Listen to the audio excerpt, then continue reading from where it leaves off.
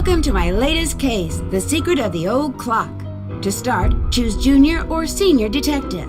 If you're new to adventure games or need some help, click on Tutorials.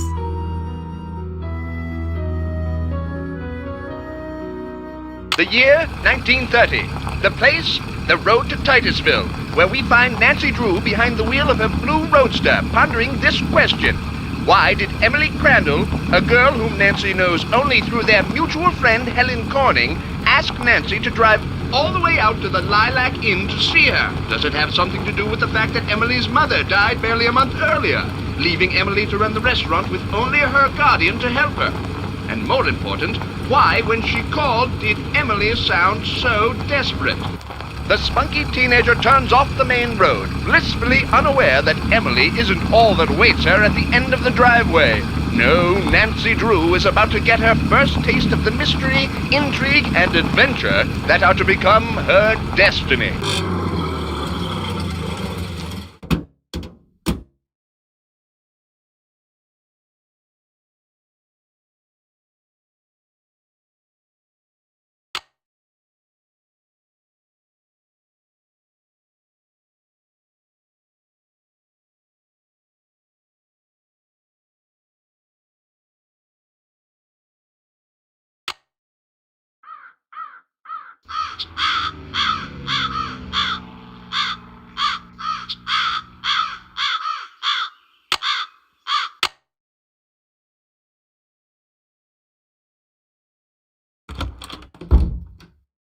Well, hello. I'll bet my bloomers you're Nancy Drew. That's right. Are you Emily's guardian? You got it. I'm Jane Willoughby. I'm Emily's guardian, but only for the next 3 months until she turns 18. Then she's on her own.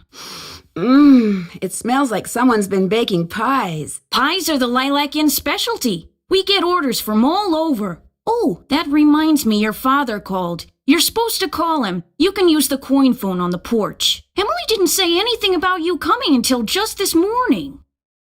She didn't? Don't get me wrong, she can invite anybody here she wants. It's just that she's gotten so darn forgetful lately.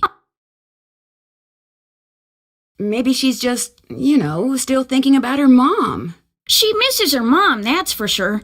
So do I. Gloria and me, we were best friends, you know? The two of us ran this swell little dress shop over in Capital City. But then she got hitched and I didn't. And the next thing I know, she's writing me saying it would sure take a load off her mind if I could take care of her little girl should something ever happen to her.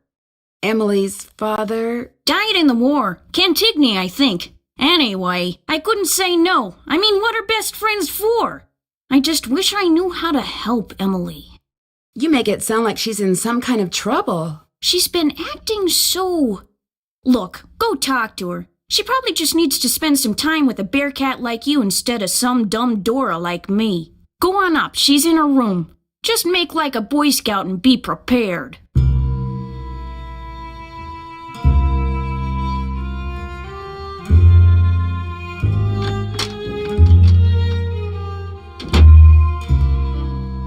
Nancy, hi. Welcome to the Lilac Inn.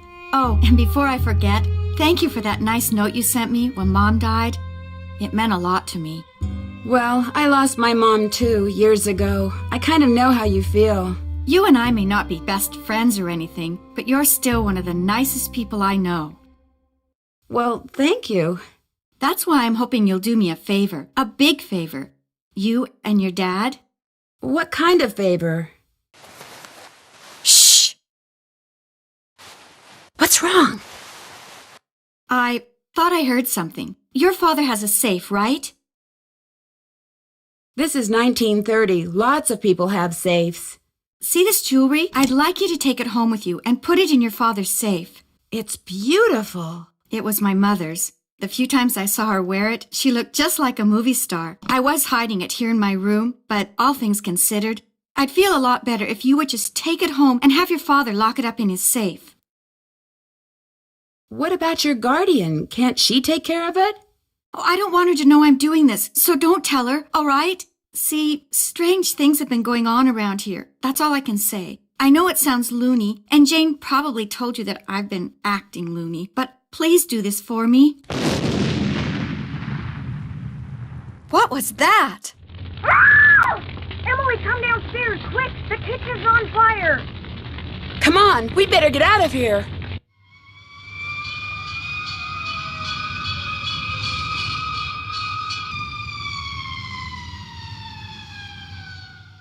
This is horrible, just horrible! The fire chief says the stove was completely destroyed and there's smoke damage everywhere. The inn will have to shut down for months, maybe even for good.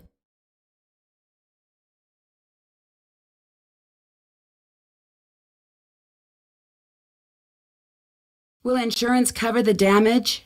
I asked the fire chief the same thing. He said there could be a problem. What kind of problem? It looked to him like one of the burners on the stove had been left on. The flame either went out or was never lit, but anyway, something made a spark and boom. He said insurance companies are very reluctant to pay out when things look hinky, and that's when times are good.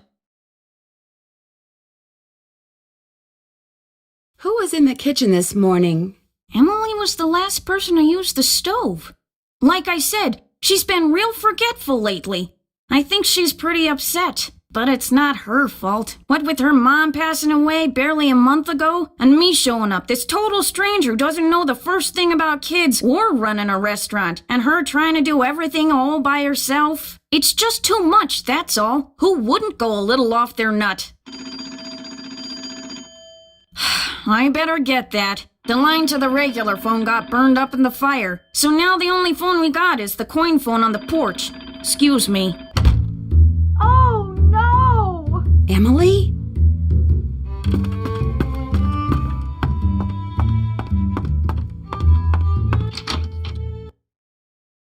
My mother's jewelry! It's gone! Someone must have stolen it while we were all downstairs.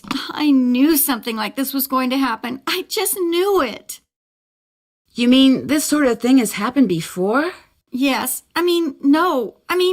I'd rather not say, but I will say this. I did not leave the stove on. That fire was not my fault. Oh, what am I going to do? Without that jewelry, I don't have a prayer of paying for a new stove, and without a stove, I'll have to sell the inn, and if I lose the inn... I wish Mom were still here. I wish Josiah Crowley had left us the money like he always said he was going to. That's what I wish. Who's Josiah Crowley? He was this old man that lived next door. He died last year. He spent most of his time here at the inn, and he led my mom and me to believe that he'd left a lot of money for us in his will. He gave us a clock, and afterwards, he'd always point to it and get this little twinkle in his eye and say, "Time will tell." But when they finally found his will, he didn't leave us a penny.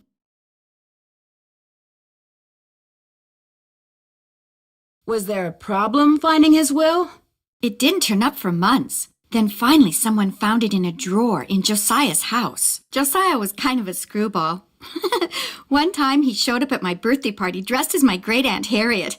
I didn't know it was really him until 2 days later. Anyway, he had all these weird hobbies, and he always thought it would be really keen to read minds. Josiah invited Richard Topham to move in so Topham could help him develop his paranormal powers right there in his house. Josiah was a sweet old man, and I do miss him. And he was free to give his money to whomever he wanted.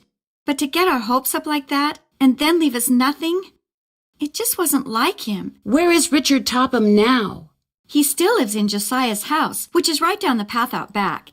His house and the inn were built at the same time by two brothers during the Civil War. Was your mother's jewelry insured? Gosh, I forgot about that. I don't know. Jim Archer, I bet he'd know. He's our banker. I guess I should go talk to him. You don't sound very happy about it. I'm just so bad at business things. And Jane, my guardian, she tries hard, but she's no good at it either. Maybe you could go talk to him. Please? It would be such a big help. Sure. He runs the Main Street Bank. You can't miss it. I'll call him and tell him you're coming. How many people knew you kept your mother's jewelry in here? No one. Well, Jane, my guardian, she knew, but I didn't tell anyone else. I'll be back in a little bit. Don't forget to call your father.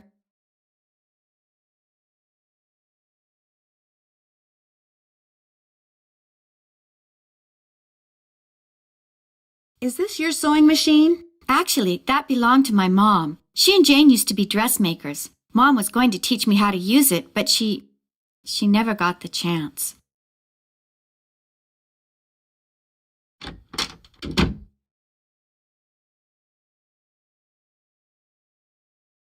So, is Emily all right? Someone stole her mother's jewelry. What? She was showing it to me just before the explosion. Now it's gone. Someone stole it while everybody was rushing around trying to put out the fire? Hypers! If you can't trust a fireman, who can you trust? Are you sure no one besides you and Emily was in the kitchen this morning? Positive. Well, I suppose someone could have snuck in the back door. Are you saying someone caused that fire on purpose? To distract us? It's possible, don't you think? But I'm the only one who knew she had that jewelry. Well, it's not quite true. When Gloria was alive, she could have told people about it, or people may have seen her wearing it. And when she died, they knew the jewelry had to be around here somewhere, right? Does anyone in particular come to mind? Sorry. It's been hard enough getting to know Emily, let alone anyone else in this backwater burg. Well, guess I better go call the sheriff. Is that your car I saw when I drove up the driveway? My old rust bucket's parked out back where nobody'll see it. Be nice to buy something decent, but last time I checked, my last name was Willoughby, not Rockefeller. Well, I'll talk to you later. Alrighty-dighty.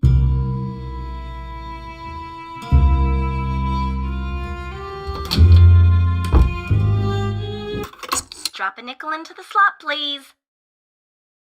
There we go. Now, how may I be of service? I'd like to talk to Carson Drew. His number is KL57187. Hang on a minute. Carson Drew speaking. Hi, Dad. Well, I see you got to Titusville okay. The car ran like a top. It ought to. That's a fine car. You treat it well, it'll treat you well. I was told that you wanted me to call. I need to get some documents from a colleague over there. I thought since you were in the area, you could pick them up, save him paying postage. Sure. What's the address? He said he'd just leave them for you at the telegraph office. Just drive into town and look for Tubby Telegrams. He said you can't miss it. Will do. These papers are extremely important, Nancy. I will pick them up, Dad. Good. Remember, watch your gas gauge and get gas when you're low so you don't run out. And try to avoid potholes. The more you hit, the likely it is you'll wind up with a flat. Yes, Dad. And if you do get a flat, take it off and put on your spare, and then head straight to a gas station and get it fixed. Yes, Dad. All right, lecture over. Have you found out why Miss Crandall asked you to visit? She wanted me to have you lock her mother's jewelry up in your safe. Only someone stole it before I could take it with me. Stole it? Good gosh. That was right after the stove in the kitchen exploded. The stove exploded? Sounds to me like you'd be well advised to cut your visit there short. No, I want to find out what's going on. I have to find out what's going on. You have to? Well, yeah, you know. Emily just lost her mom, and she's worried about losing the inn, and her guardian's all wet when it comes to helping out, and... And the truth is, you are so curious that you feel like you'll absolutely burst if you don't find out why all these weird things have been happening, right? Yes. Don't worry, I know the feeling. You're a chip off the old block, I'm afraid. Well, as long as you're like me in one other way, you should be fine. What way is that? Smart? Careful. If somebody says they're going to leave you something in their will and then doesn't, is there anything you can do about it? Not a thing. Whatever's in writing is the only thing that counts, unless, of course, the will was tampered with or forged, and you can prove it. If not, you're out of luck. Why do you ask? Emily's neighbor, Josiah Crowley, told her and her mom that they were going to inherit part of his estate. But when he died, his will left everything to this ESP expert named Richard Topham. That's too bad, but this Crowley fellow was free to leave whatever he wanted to whomever he wanted, I'm afraid. People do change their minds, you know. Goodbye, Dad. Take care. Drop a nickel into the... There we go. Now, how may I be of service? I'd like to talk to Carson Drew. His number is KL57187. Hang on a minute. Carson Drew. Hi, Dad. Hello. Did you pick those papers up from the telegraph office? Sorry, I've been putting it off. Those documents are very important, Nancy. And I'll feel much better when they're in your possession instead of sitting on someone's desk at Tubby Telegrams. So please... I know. I'll pick them up right away. See that you do. Goodbye, Nancy.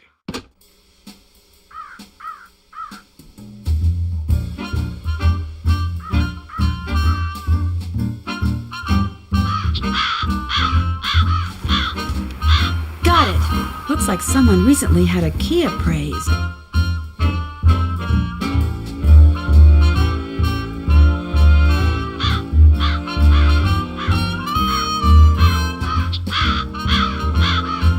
Oh, a miniature golf course. Swell!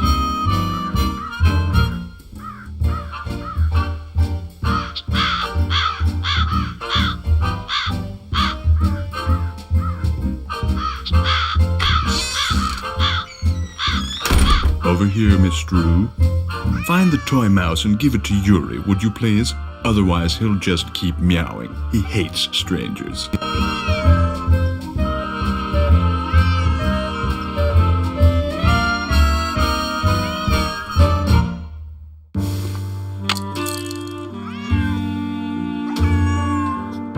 What does this cat want?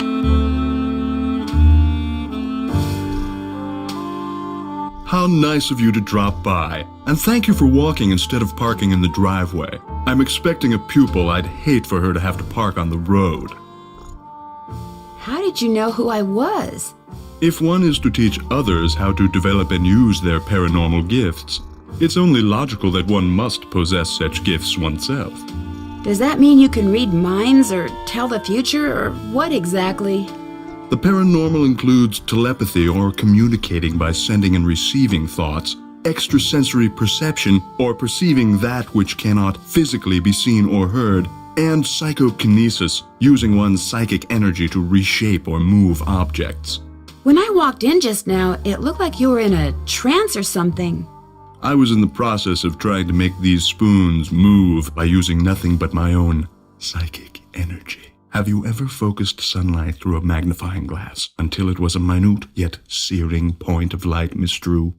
Yeah, I guess. You see, that's what I do with my cerebral emanations, my thoughts. I focus them until they're a beam of pure energy which ultimately disrupts and transforms the molecular force field surrounding the target object. And you can actually make objects move? Yes. Well, on occasion. As I tell my students, increasing one's rate of success is simply a matter of practice. Do you have a lot of students? Oh, indeed. I take them through exercises designed to help them increase their output of phantasmic energy. If you want to sign up for an introductory session, I believe I have an opening today. What I'd really like to do is talk about Josiah Crowley. Oh. I'm afraid I'm busy, young lady, far too busy to engage in idle conversation. You're not trying to hide something, are you, Mr. Topham? I'll be blunt, Miss Drew. I've discovered that the more time I spend with the, shall we say, intellectually unendowed, the more my cerebral pulsations seem to diminish. I'm afraid I cannot speak to you further unless and until you prove that you are worthy. That is, that your brainwaves are not unacceptably inferior and thus deleterious to mine. My brainwaves are just fine, Mr. Topham. What I have here is an exercise in logic. If you can discern the correct solution, then I'll know that conversing with you will do me no psychic harm. You may take it with you. Good luck and good day.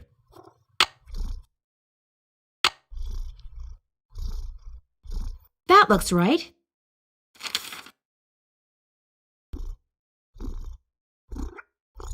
Am I smart or what?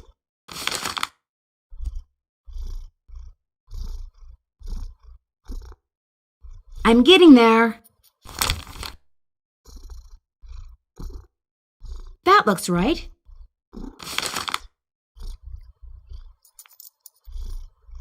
Am I smart or what?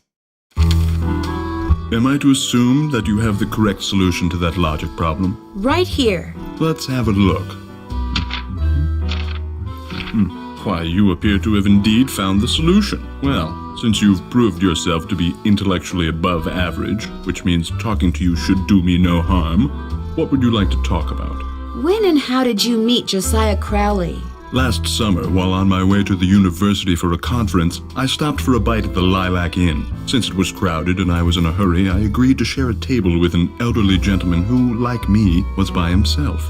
As soon as I told Mr. Crowley who I was and what I did, well, he insisted that I give him a training session that very afternoon, and was so thrilled with his progress that he demanded I stay and teach him everything I knew. He was a good student? The best.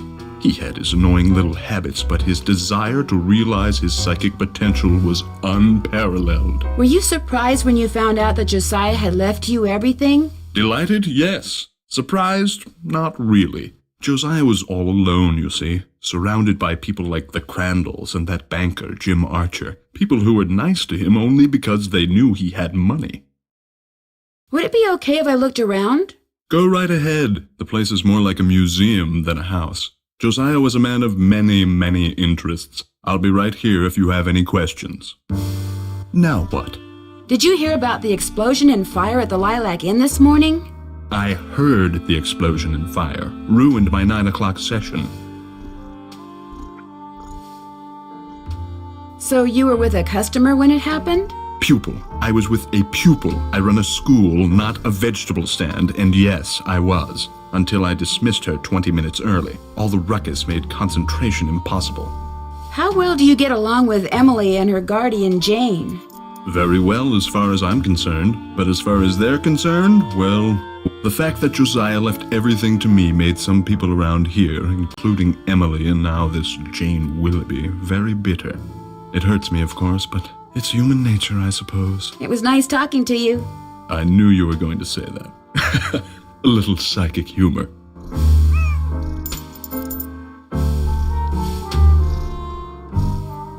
Was this Josiah's clock? Everything in here was Josiah's.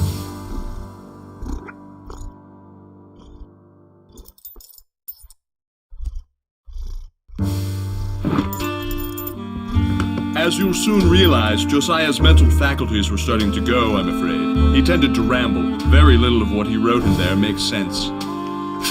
What are you when you win barred bounce? What poet is the cat's meow? What will Para, my miniature golf course, get you? What's Gloria's middle name? Becoder is in the ribbit. 2 to the right. Bottom's Q is in note to Gloria.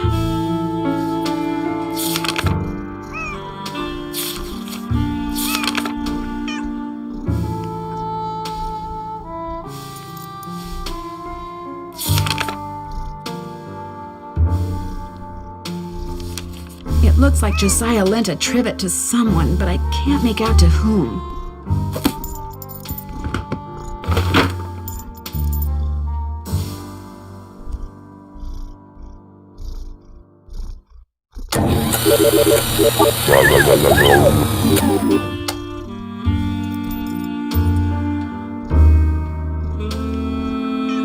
What do you do with these? I put them on the windshields of cars parked in the area. Great advertising. Ever put them on cars at the Lilac Inn? All the time. I've gotten quite a few pupils that way. I'm afraid that fire today was as unfortunate for me as it was for Miss Crandall.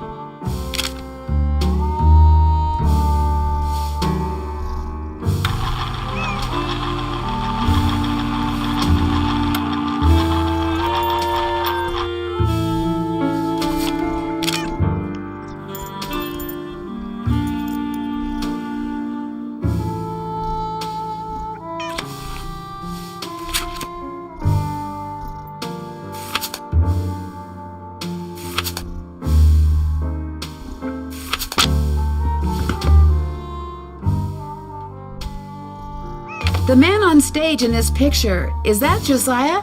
Yes, that's from a production of A Midsummer Night's Dream that he directed and starred in. It closed after 2 nights, but he didn't care. He loved that play.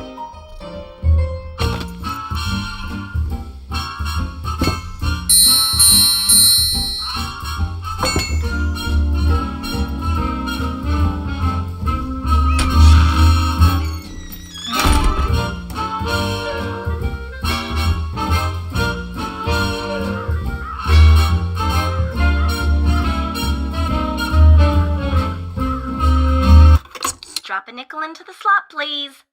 There we go. Now, how may I be of service?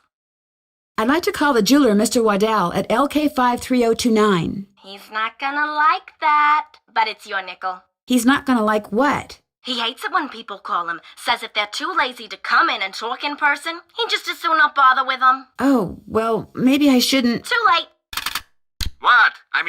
Waddell Jewelry? Hello, I found this receipt for an appraisal you did, and I wondered if you could tell me... Look, I'm busy. If you got something important to tell me, then prove it by getting off your lazy bum and coming down here and telling me eyeball to eyeball. You hear me? Yeah? Then repeat after me. Jeepers. Told ya.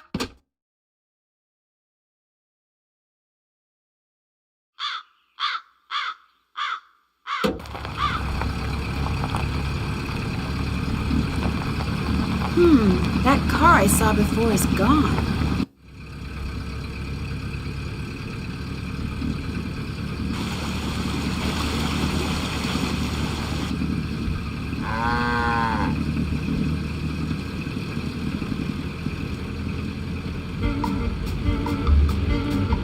Hello, are you Mr. Waddell? So what if I am? I found this receipt, and I just wondered what you could tell me about it. Let me see that. One key, determined resale value, item 493.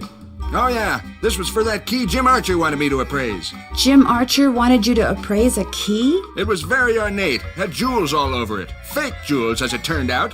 When I told him it was worthless, the cheapskate refused to pay me and told me to keep it. Do you think I could have it? Sure, once you pay the appraisal fee. Which is... $1.50. Here you go. Good, here's the key. Enjoy.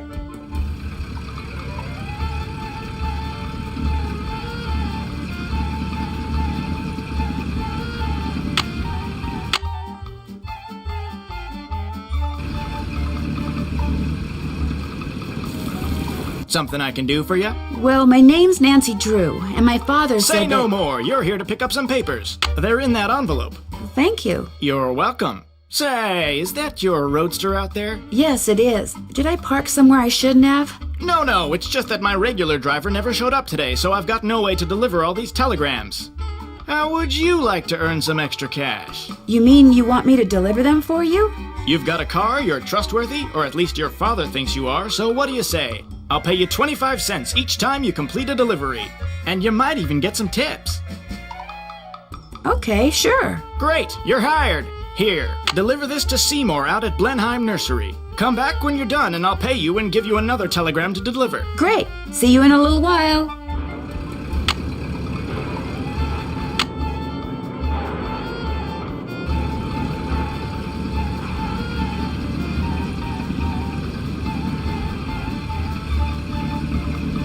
Hello, I'm looking for Jim Archer. Right through that door. Hello, are you Nancy Drew?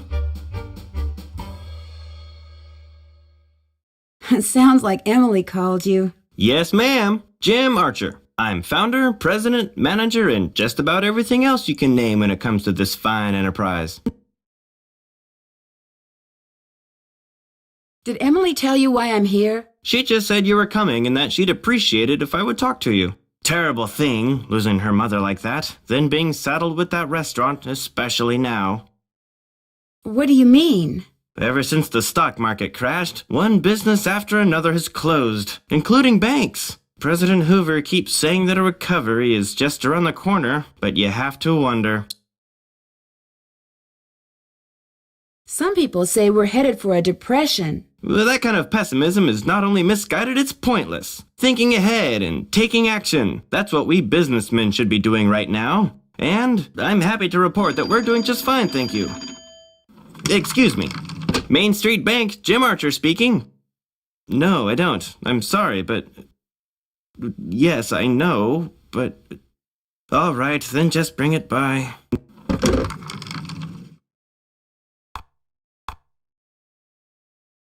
Sorry for the interruption. How can I help you? Do you happen to know whether the jewelry Emily inherited from her mother was insured? Well, I know for a fact that it was not. Why? Because someone snuck into the inn today and stole it. Oh, no.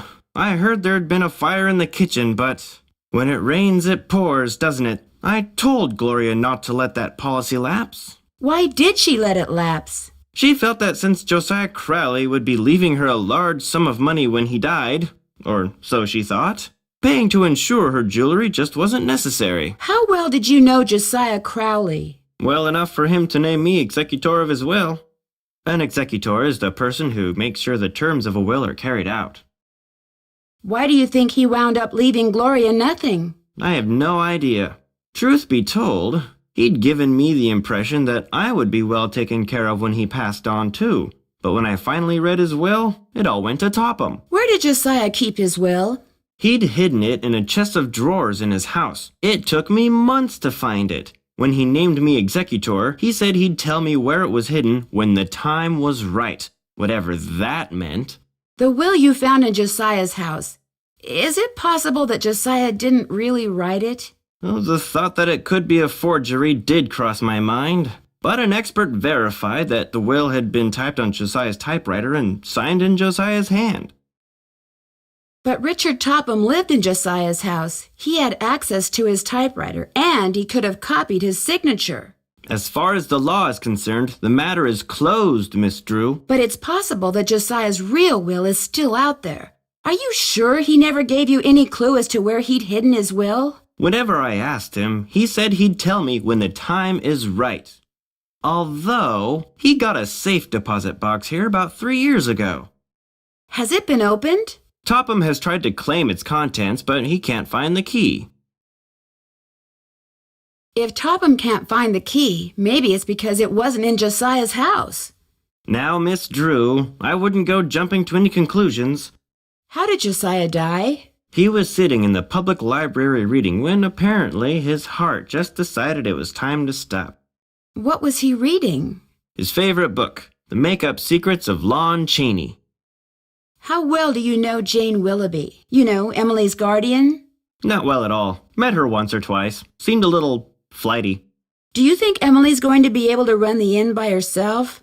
Times are just too tough. If she's smart, she'll sell before the bills start piling up. I guess I'll be going. Come back anytime.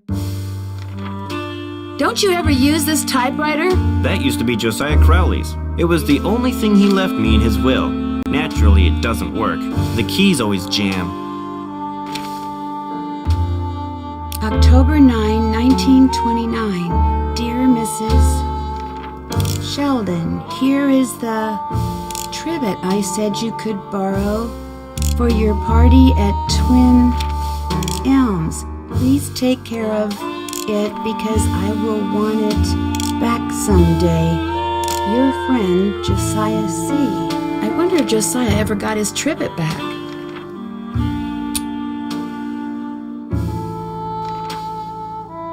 Who's Clara? Clara Pickford is this lonely old woman who comes in here every once in a while. Took a shine to me for some reason. Insisted on giving me that picture. Where did you get this clock? Josiah Crowley gave it to me. It stopped keeping time the minute he walked out the door. Before I fool around with this, I should make sure it's okay with Mr. Archer.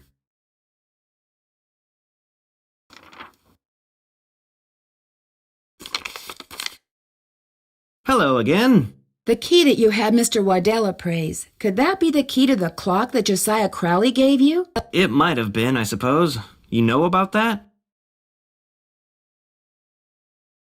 Yes, in fact, I paid the appraisal fee. I have the key right here. How industrious of you. You see, when he told me the key was worthless, I lost all interest in it. So, it would be all right if I kept the key for myself? I have no use for it. In fact, if you want that old clock, you can have it too. I guess I'll be going. Come back anytime. I need a special key.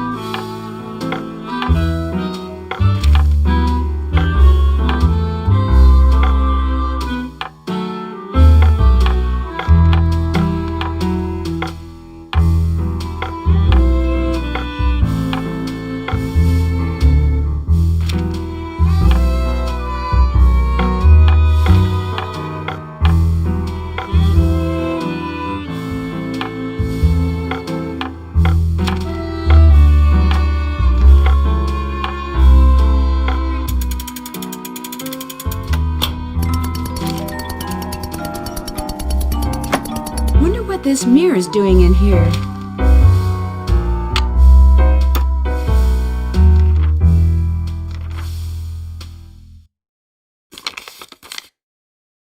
Hello again. I guess I'll be going. Goodbye now.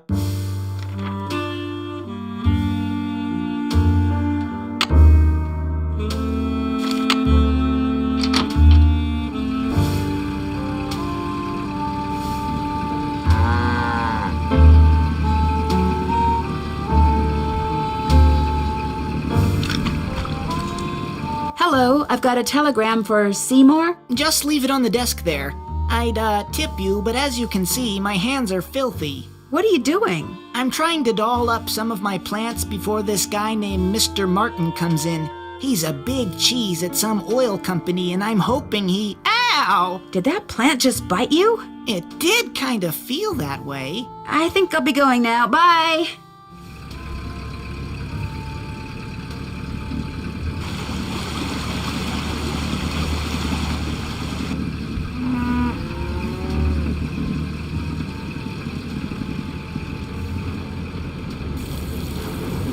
Did you deliver that telegram? I sure did. Good for you. Here's your money. And here's your next telegram. Take this to Counselor Alice out at Camp Avondale. Keep up the good work.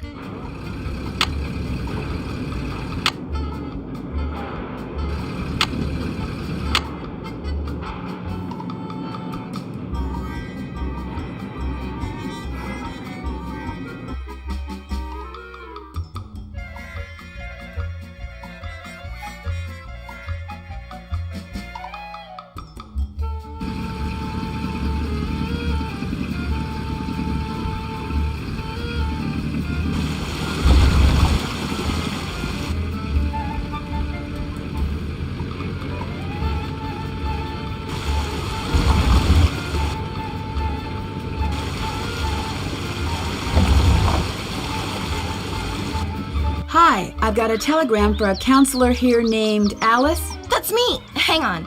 Oh, go dry up, Jason! What a jokester. Anyway, thanks. I'm afraid I don't have any money to tip you. That's okay. Have a swell day.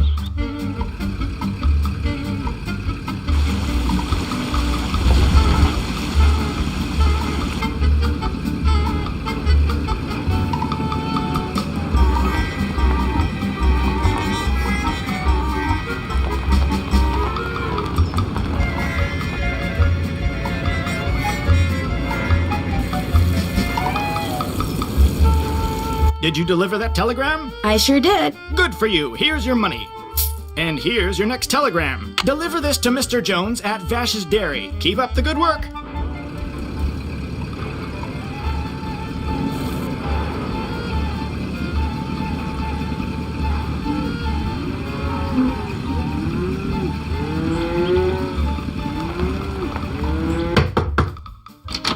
Mrs. Sheldon? Yes? My name's Nancy Drew. I'm a friend of Emily Crandall's.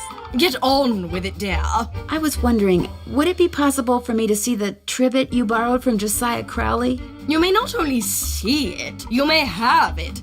Once I find it, that is. Unfortunately, I've an errand to run, so I can't look for it right now. Maybe I could run the errand for you. I have a car. So I see. A rather expensive car at that. Very well, Miss Drew. Go fetch my bridge cards from Miss Drakowski, and upon your return I shall present you with that trivet. Who's Miss Jakowski? The local telephone operator. You can find her at her house, or Titusville Telco, as she insists on calling it. The switchboard is in her parlor. As you can imagine, she never entertains. I, on the other hand, am expecting company within the hour, so do hurry.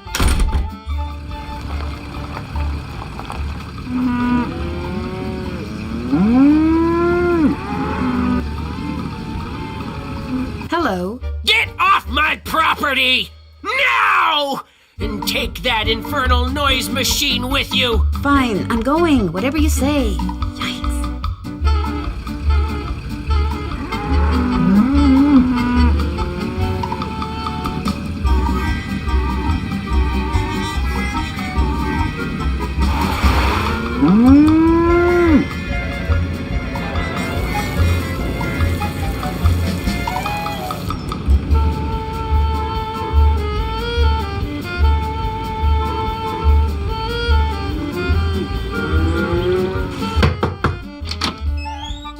Are you Miss Jakowski? Yeah, and you are? Nancy Drew. I'm a friend of Emily Crandall's. You know, at the Lilac Inn. Oh, yeah, I put you through to your father, didn't I? You pick up those papers for him yet? Actually, Wait a minute. How did you know about that? See this headset I'm wearing? I plug it in and what do you know? I hear things. Look, I'm kind of pressed for time. Going to a party and it takes me a while to get dolled up. What do you need? Mrs. Sheldon asked me to pick up her bridge cards from you.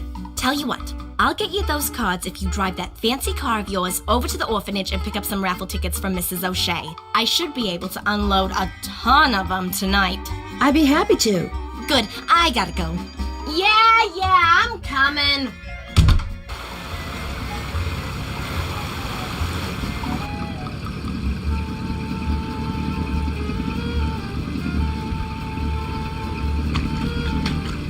Hello, I need to deliver this telegram to Mr. Jones. That's me, thanks. You can tell me I'm all wet, but I don't have any money to tip you with. Wait a minute, here, how about a nice fresh glass of milk? No, thank you. Bye.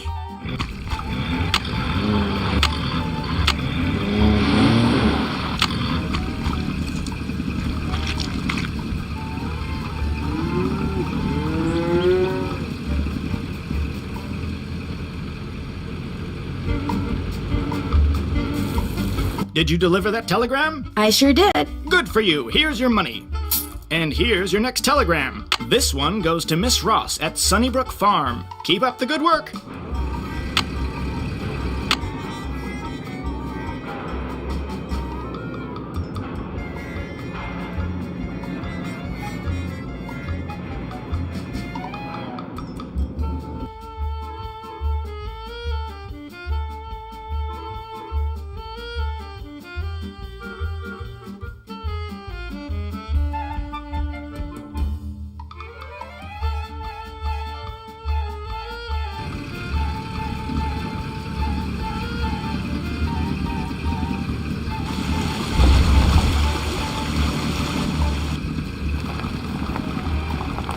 Excuse me, are you Mrs. O'Shea?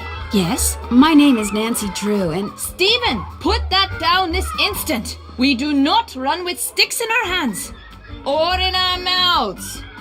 I'm sorry. You were saying? Miss Jakowski asked me to pick up some raffle tickets from you. Oh, yes, the raffle tickets. The fact of the matter is Elsie, no hitting. I can't even think about those raffle tickets right now. I promised the children they'd each get a toy for going a full week without breaking anything. And I'm short 5 toys. Do not eat that, Clarence. Would you like me to get 5 toys for you? Oh, goodness, if you could do that, I'd be forever grateful. They can be any kind of toy at all. The children aren't the least bit picky. Of course it tastes bad, Clarence. It's a pine cone. I'd better go rinse out his mouth before. Oh, would you look at that? He's actually chewing it. You're not a squirrel, Clarence. Spit that out this instant.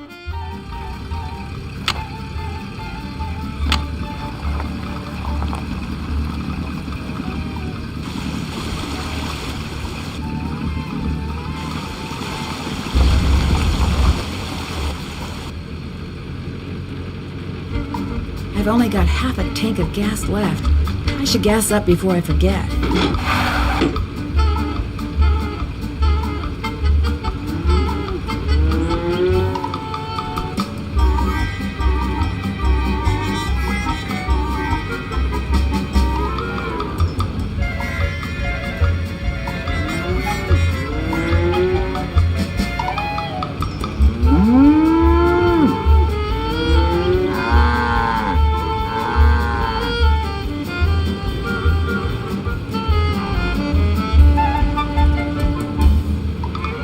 I have a telegram from Miss Ross.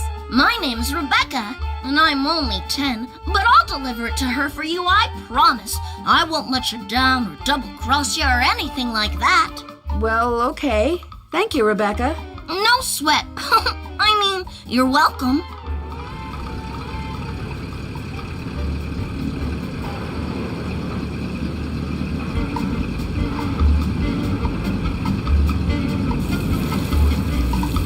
Did you deliver that telegram? I sure did. Good for you. Here's your money. And here's your next telegram. Deliver this to Dr. Bob out at the observatory. Keep up the good work.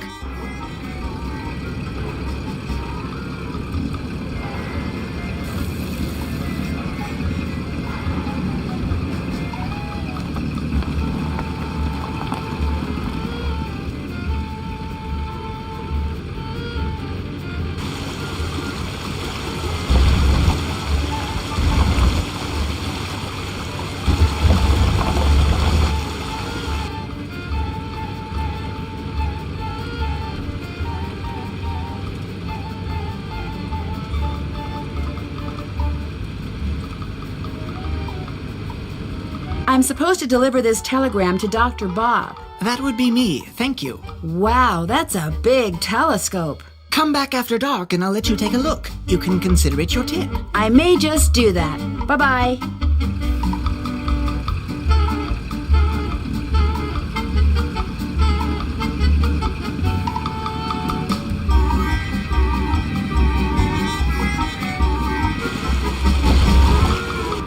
Welcome to Zippy's, where zipless service is zippily zap and zippy service is the zippiest.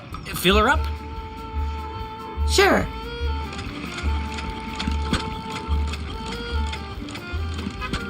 That'll be $1. Here you go. Thank you, miss. Anything else?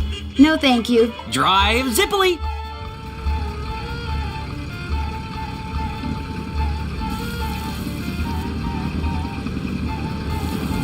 Did you deliver that telegram? I sure did. Good for you. Here's your money. And here's your next telegram. Deliver this to Miss Temple at Lowood Academy. Keep up the good work.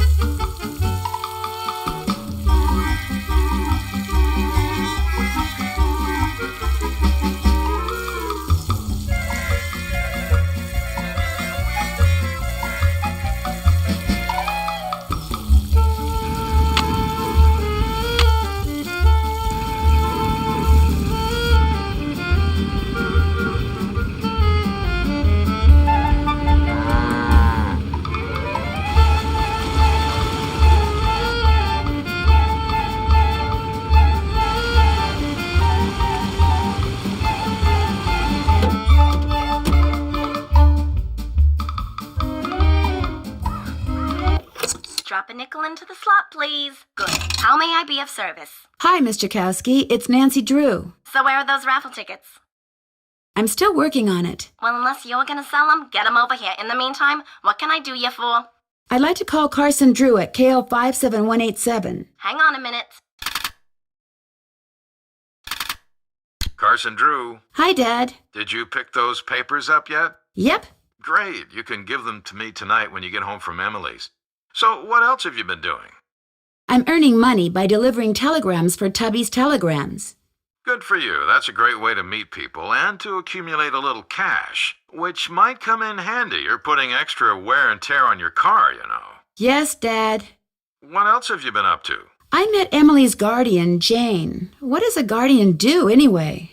A guardian is pretty much a surrogate parent. Jane is legally responsible for Emily's physical and financial well-being. Jane doesn't strike me as being the parental type. In fact, I get the impression she's in way over her head.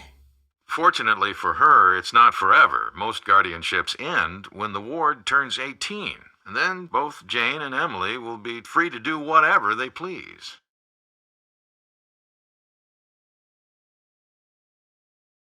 If Emily sells the inn, will Jane get part of the profits? If she's Emily's guardian at the time of the sale, yes. Are you suggesting that Jane's primary motivation is greed? Good grief, where did you get such a suspicious mind? I think it was from the person who has always told me that the best way to solve a problem is to look at all the possibilities, Dad. I did say that, didn't I? This Richard Topham guy honestly believes he has psychic powers. He's not just some sort of con man? No, I think he's so good at convincing himself that he can read minds and move spoons that he has no problem convincing other people that he can. Or perhaps it's a function of the clever Hans effect. The what? Sometimes an interrogator will give involuntary visual and or verbal cues in order to help another person arrive at the desired answer. Keep your eyes and ears open when you're around this Topham fellow. He may unconsciously tell you more than either of you realizes. Goodbye, Dad. Bye-bye.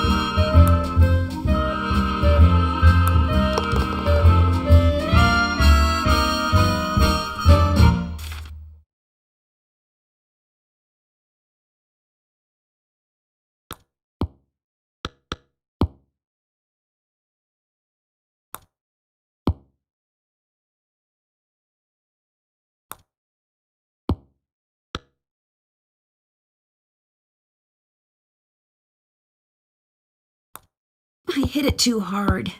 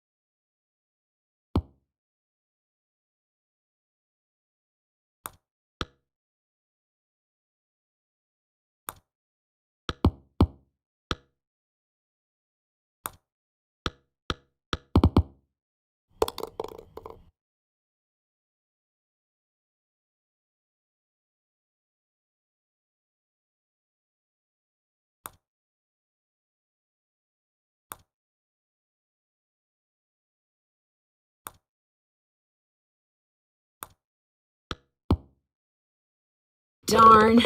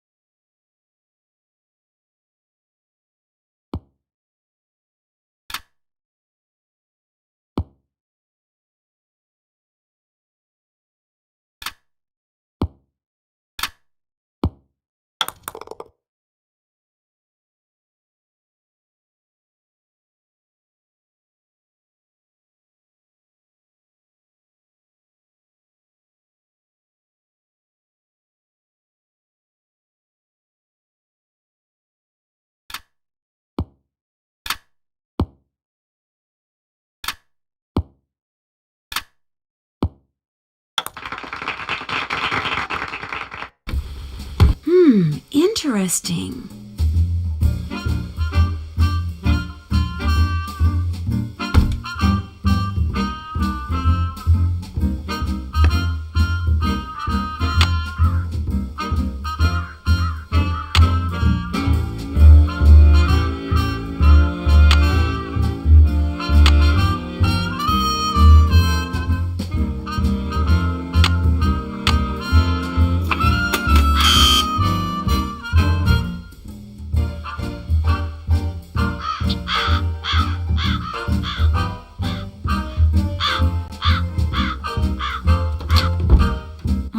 Nancy, I'm afraid there's been more trouble. Trouble? It's Emily. Oh, this is silly. I'm her guardian. I should just make her sell this place. She's only 17, for Pete's sakes. She should be out meeting boys and going to parties, not trying to run a business. Miss Willoughby, what happened? Just go ask her and make her tell you everything.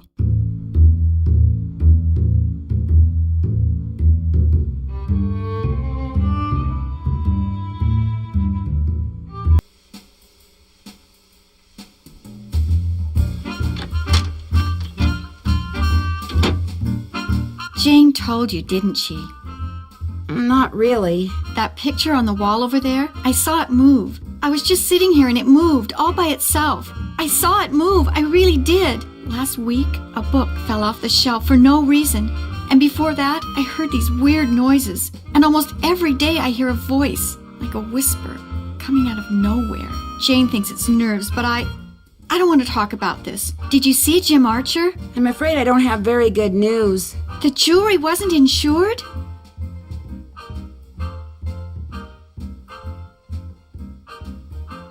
Your mom dropped the insurance in order to save money for... Shh! Did you hear that? Hear what? Shh! Nothing. I'm going to have to sell the inn, aren't I? You know, it's possible, just possible, that the will that was found was not the will Josiah wrote. You mean he may have left us money after all? No, that's wishful thinking. And I refuse to get my hopes up again because they'll probably just get dashed again. Listen, I feel bad enough that you drove all the way out here for nothing. Maybe you should just go home.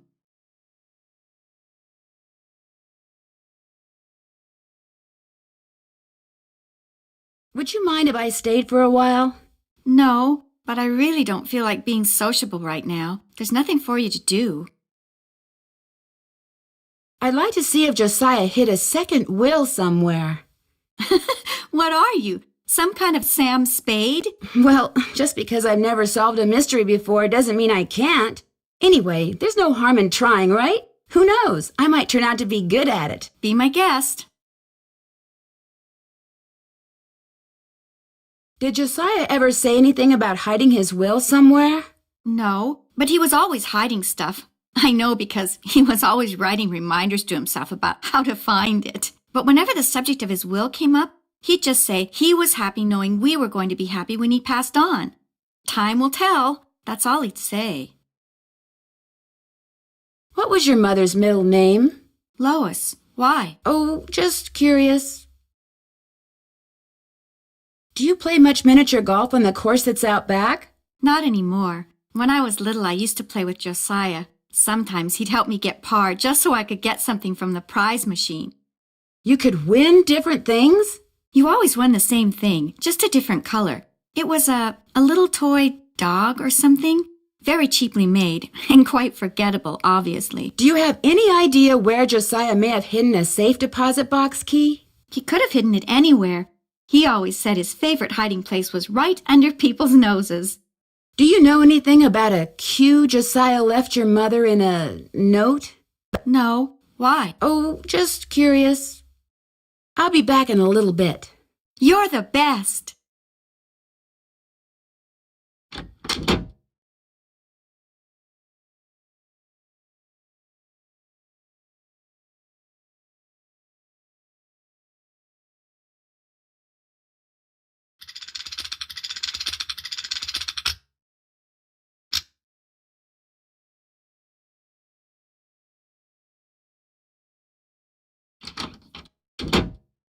Hi, Nancy. Is the clock in the parlor the one Josiah gave you? Yes. I don't know why he gave it to us. It's never worked, and nobody can open it to find out why.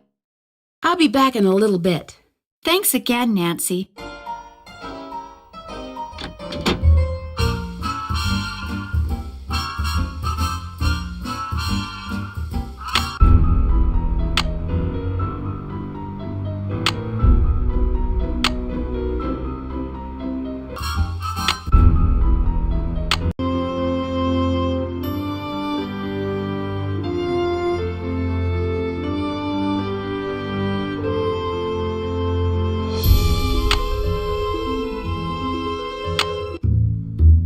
So, what did Emily say? Did she tell you about the pictures and the voices? Have you ever seen or heard anything strange around here? No. In fact, this place is so quiet and dull compared to Chicago that it's a wonder I haven't lost my mind. You know what? I'll bet it's me. I'll bet it finally hit Emily that I'm just not Gloria and I never will be, and that running this place is always gonna be all up to her, and it was just more than her poor mind could bear. I'd like to kind of look around. Is that okay with you? You betcha. And keep an eye out for those jewels. The sheriff's not going to investigate. He said since nobody got robbed at gunpoint or anything, coming out here again just didn't seem necessary. Said it sounded to him like the jewelry had just been misplaced. You see, it only felt fair to tell him about Emily's, delicate state of mind. Have you met Richard Topham? Yeah, I've had the displeasure of meeting that quack. You don't think he can help people develop their psychic powers? The only thing he's good at is separating little old ladies and dim-witted rubes from their hard-earned cash. In fact, he came over while they were putting out the fire today. Asked me who you were, and I was so frazzled at the time I told him. I don't usually give that crackpot the time of day. Does everybody around here feel that way about him? Not everybody. Like that circus fella said, there's a sucker born every minute. Me? I think ESP is a lot of J-U-N-K. Where did that barred bounce game that's in the parlor come from? Do you know? Emily says Josiah Crowley brought it in one day and just left it. Said it was so guests, as in him, would have something to do while they waited for a table. Does the miniature golf course that's out back belong to the inn? No, that was Josiah Crowley's. Way I hear, he built it himself. Was it open to the public? Nope, it was just his own private little course. Can you imagine? Wish I had money to throw around like that. Well, I'll talk to you later. Alrighty-dighty.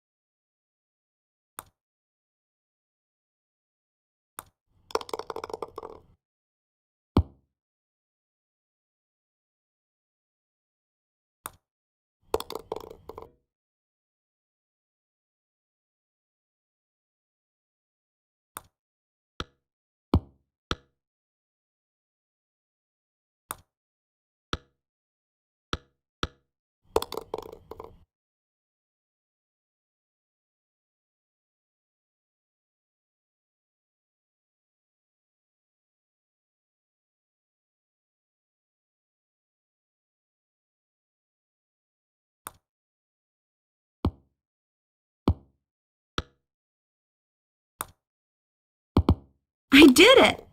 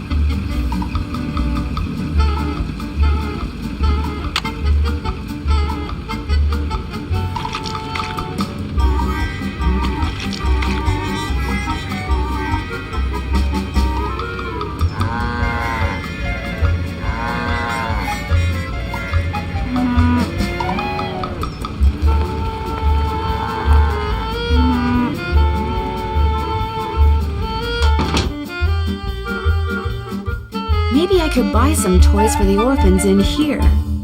A vending machine that just sells toys. Keen. I can't get the toy without putting in money first.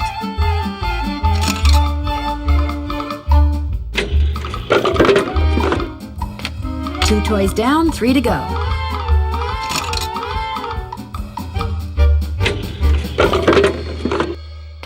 That makes 3 toys.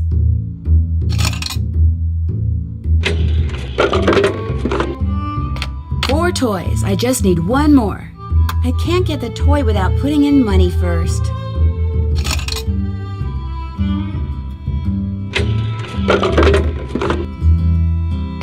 Five toys. That's all I need.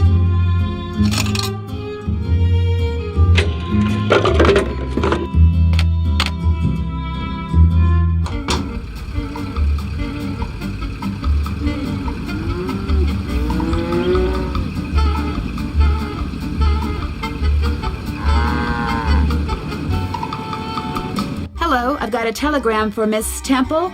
I am she. We teachers don't get paid much, you know. I understand.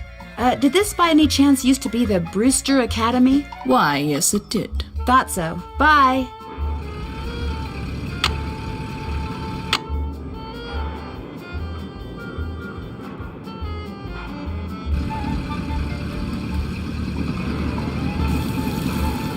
Did you deliver that telegram? I sure did. Good for you. Here's your money. And here's your next telegram. This one goes to Dr. Ackerman out at the Deer Mountain Resort. Keep up the good work.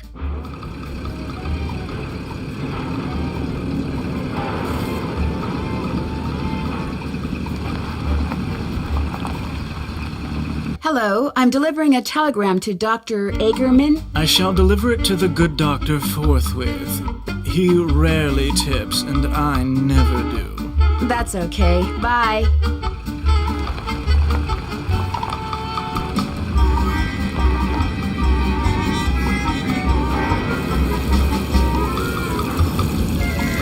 Did you deliver that telegram? I sure did. Good for you. Here's your money. And here's your next telegram. This one's for Old Man Johnson out at his farm. Keep up the good work.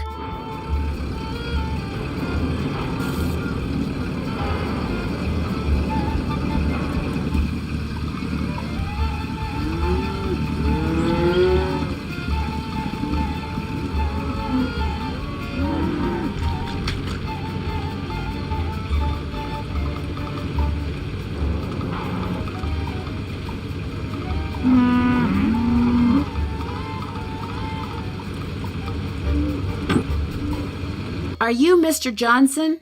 Maybe. Who are you? Well, my name's Nancy Drew, and if you are Mr. Johnson, I've got a telegram for you. Well, thank you. Hey, you want a tip? Sure. Buy low, sell high. Thanks, I'll remember that.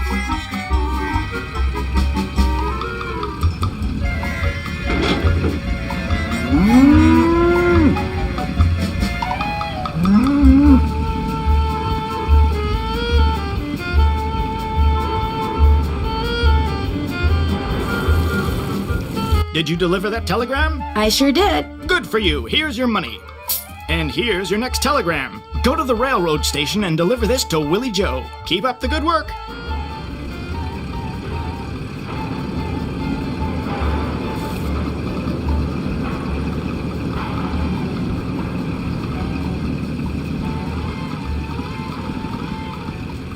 Hi, I'm supposed to deliver this telegram to Willie Joe. Is that you? No, I'm Willie Joe's Uncle John. I see that she gets it, though. She? She, with a capital S. Well, bye.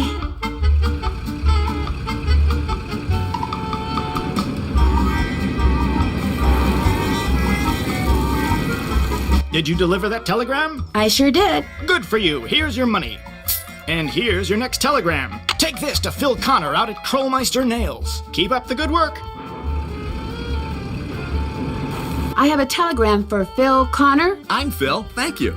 I got a tip for you. Here. Ow, that's a nail. That's what we make here. Nails. Beauty, ain't she? Thanks, but no thanks, Mr. Connor. Bye.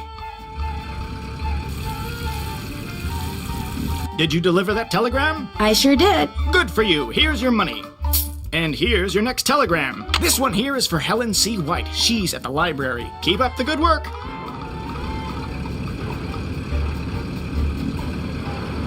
I have a telegram here for... Shh! You're in a library. Sorry. This telegram is for Helen C. White. Who? Helen C. White. Bill and Steve Wright? Helen C. White. Shh! Here. A telegram for Miss White. I'll give it to her. Thank you. You're welcome. What? Never mind. Shh! Did you deliver that telegram? I sure did. Good for you. Here's your money. And here's your next telegram. This one goes to Molly out at Vash's Dairy. Keep up the good work.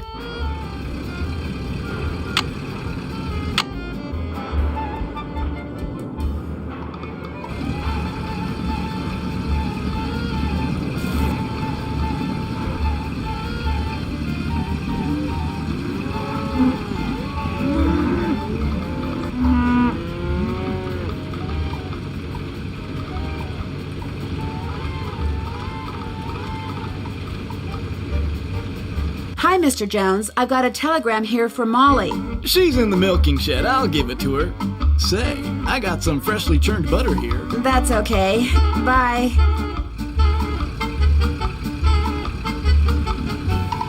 I've only got half a tank of gas left.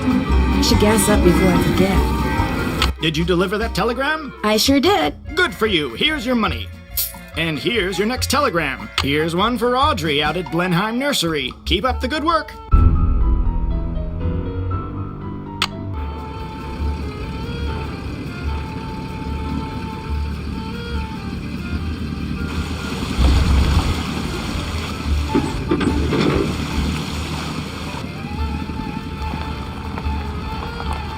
Do you have 5 toys for me? I certainly do. Oh, that's wonderful. You're such a saint, you hear me? A saint. I'd better get these inside before the children see them. Thank you so much. Mrs. O'Shea, the raffle tickets? Oh, the raffle tickets? I don't have them, dear. You'll have to pick them up from Phelps' print shop. Then just take them straight to Miss Jakowski. We don't pull hair, Ralphie. Especially when we have jelly on our hands. Phelps Print Shop. Wonderful.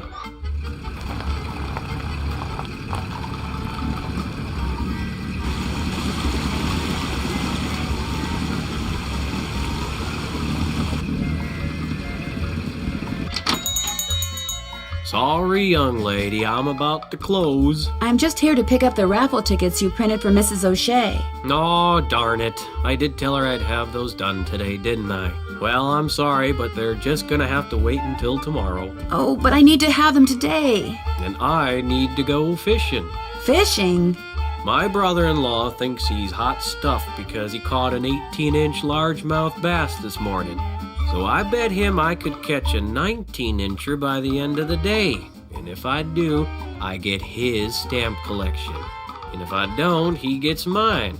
And since stamp collecting is about the only hobby I can afford these days, I'm going fishing. I know. You stay here and print those raffle tickets, and I'll go fishing for you. Not everybody can catch a 19-inch largemouth bass, you know. It takes skill and muscle and brains.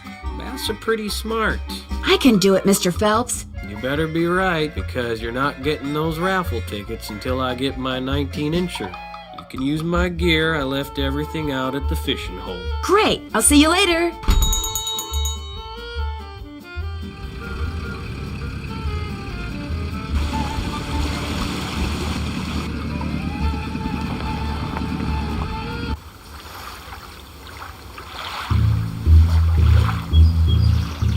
First thing I need to do is bait my hook.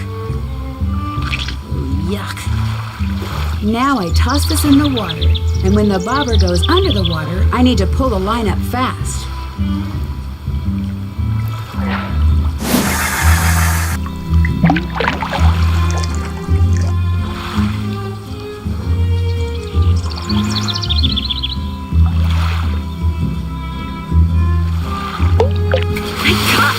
An old shoe. Maybe there's money inside it. Look at that! I caught money! Now that's my kind of fishing.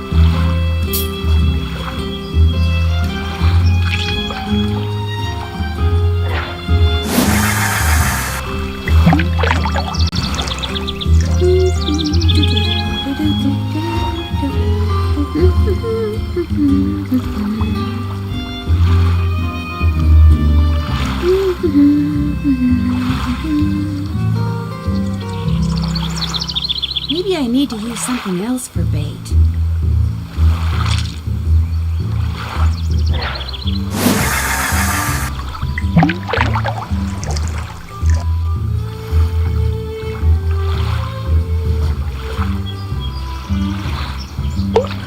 I caught one!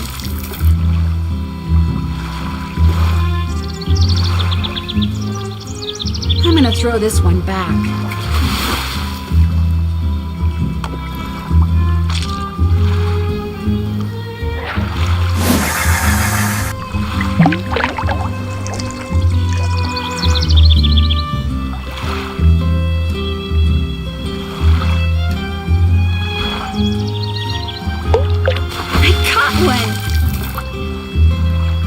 I'm gonna throw this one back.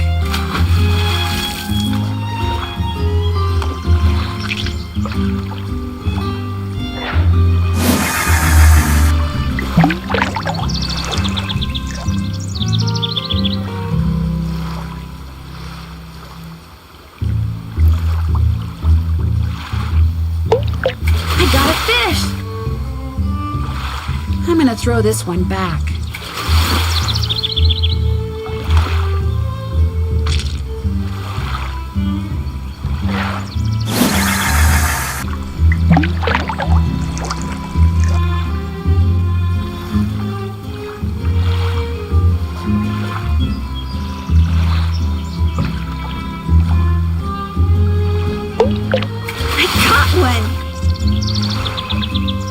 This doesn't look like a largemouth bass.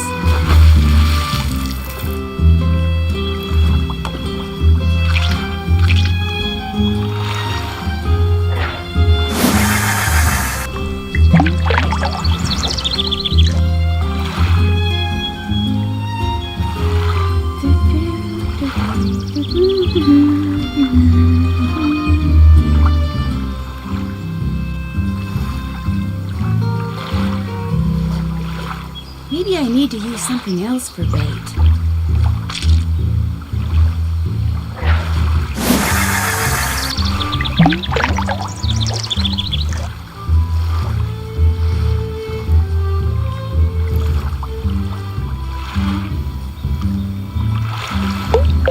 I caught one! This isn't what I want.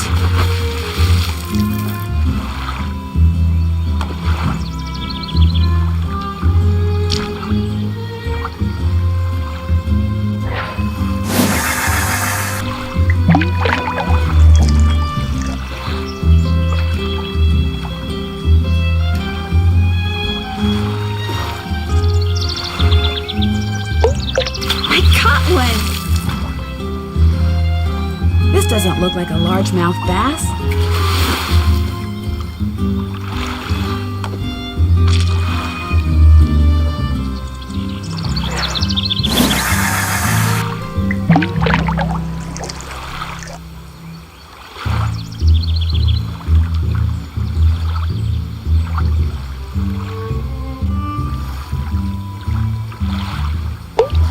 I got a fish!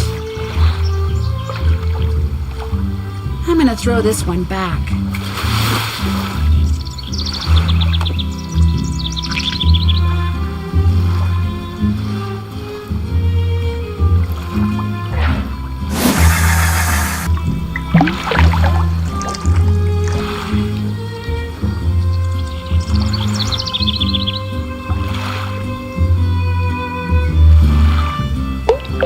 I caught one! This doesn't look like a largemouth bass.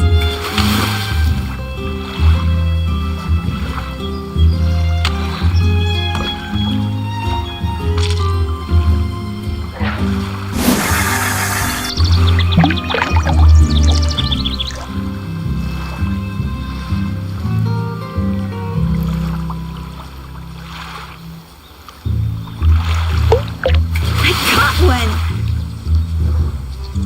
Looks like 19 inches to me. Ew, that fish I caught really smells.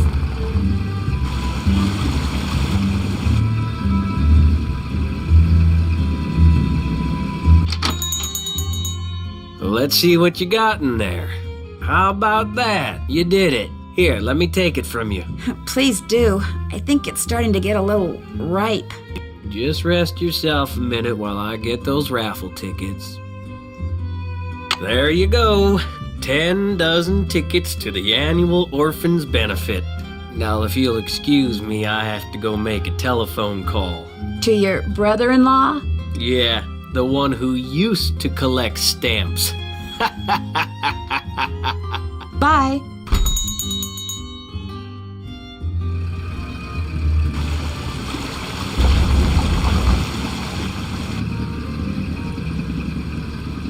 Hello, I've got a telegram here for Audrey. I'll see that she gets it. Just leave it on the desk. My hands are still really filthy. That's okay. Bye.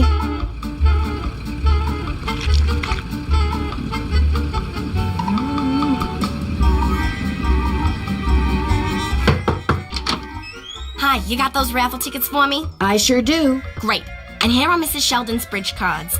One of the gals spilled Moxie all over them, but I cleaned them up real good, so let's not tell Mrs. Sheldon, okay? Okay. Thanks for your help, Miss Jakowski. Thanks for your help. Bye now.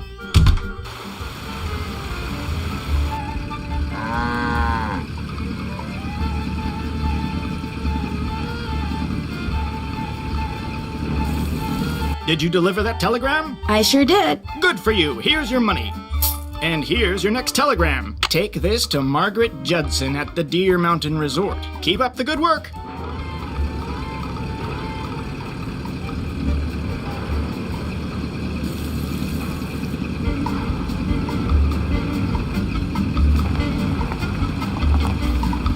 Hello, I have a telegram here for Margaret Judson. She'll be delighted, I'm sure. I'll take it to her. Thank you. Bye.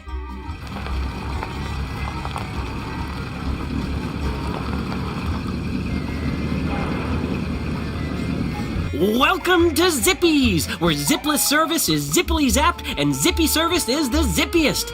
Fill her up? Just 50 cents worth, please.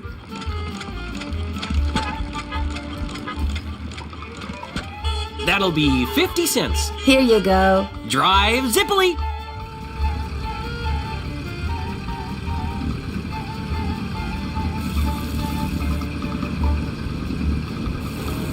Did you deliver that telegram? I sure did. Good for you. Here's your money.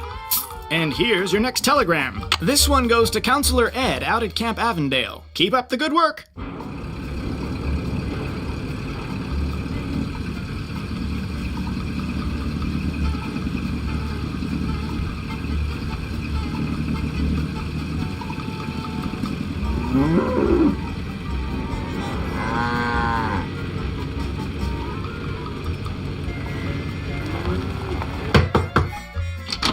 Do you have my bridge cards? Right here.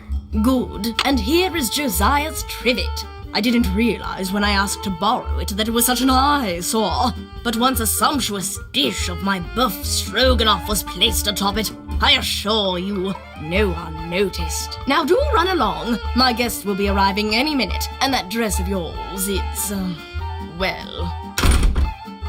I like this dress. It's very flouncy.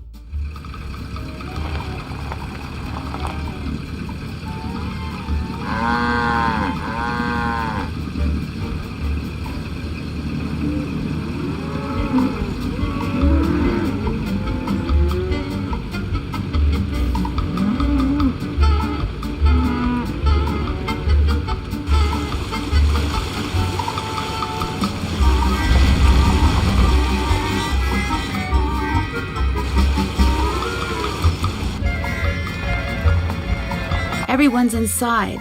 It must be nap time.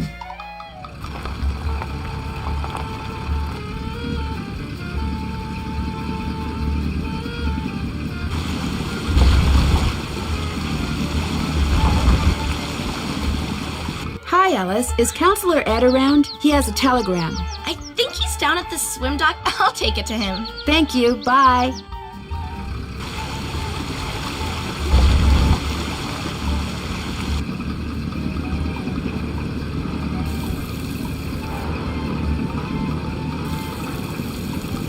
Did you deliver that telegram? I sure did. Good for you. Here's your money.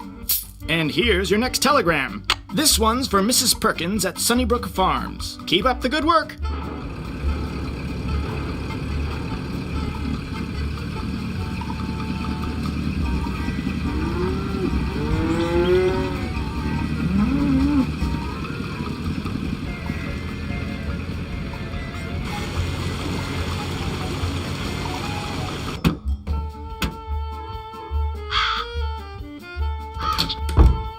What's cooking? Well, I'll talk to you later.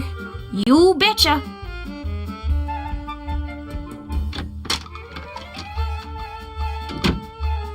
Hi, Nancy. I'll be back in a little bit. You're the bee's knees.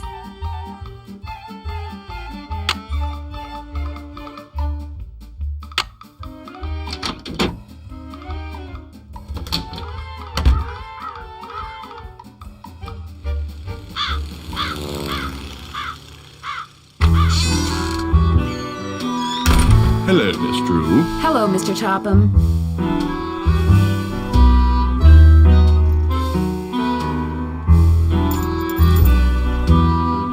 I'm going to poke around some more, if that's okay. I don't mind.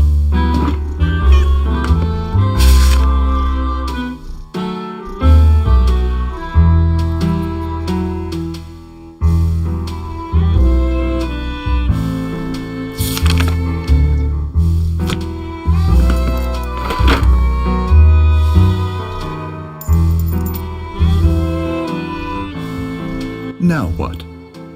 What's in the carriage house that's out back? Do you know? That was Josiah's workshop. I assume it contains even more detritus. What do you think happened to the key to Josiah's safe deposit box? Josiah no doubt lost it. He had a terrible memory, poor fellow. Are you still looking for the key? What's the point? No doubt it's filled with the same thing as this house. Junk. But if it's junk, why haven't I gotten rid of it, you may well ask. Well, I know it's silly to hang on to Josiah's things, but he was a wonderful man, you see, and I just don't have the heart to get rid of them. Too sentimental for my own good, I guess. Did Josiah have a favorite poet? Probably, but I have no idea who it was. It was nice talking to you. I'm sure it was.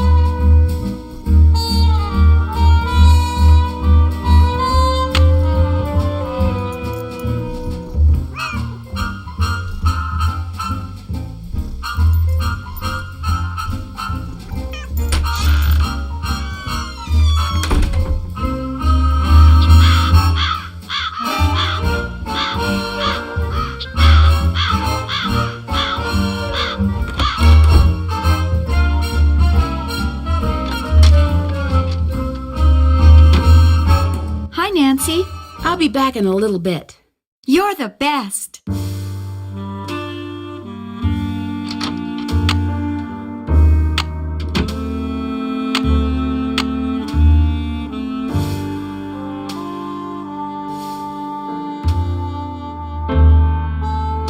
What's cooking? Well, I'll talk to you later. Bye now.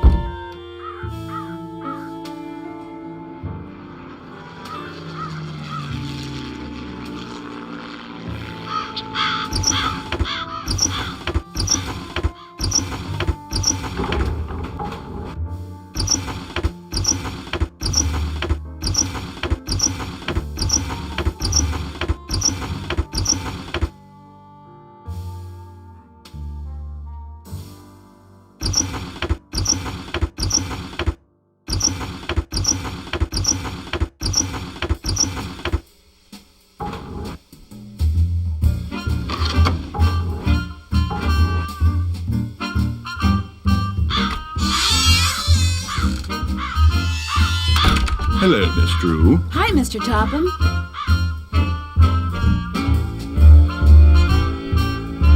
Is it okay if I look around? Certainly.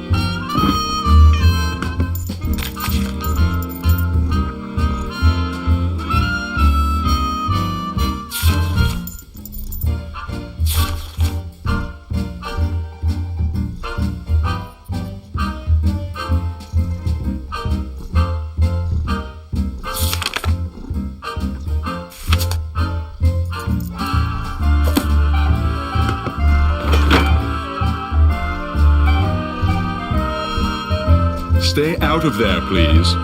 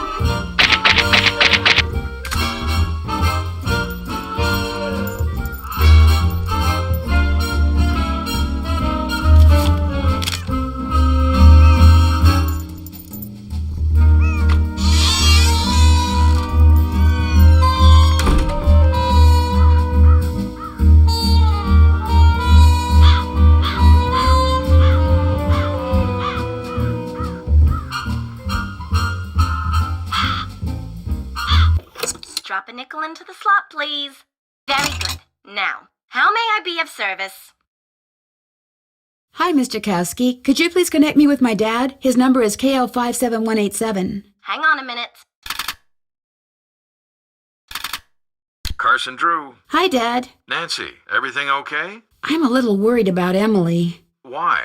She admitted to me that lately she's been hearing voices and seeing things move all by themselves. Jane thinks she's losing her marbles. Running a restaurant is a big responsibility. Maybe it's getting to her. Well, that's what Jane keeps saying. Maybe Jane's got her boots on after all. Goodbye, Dad. Keep in touch.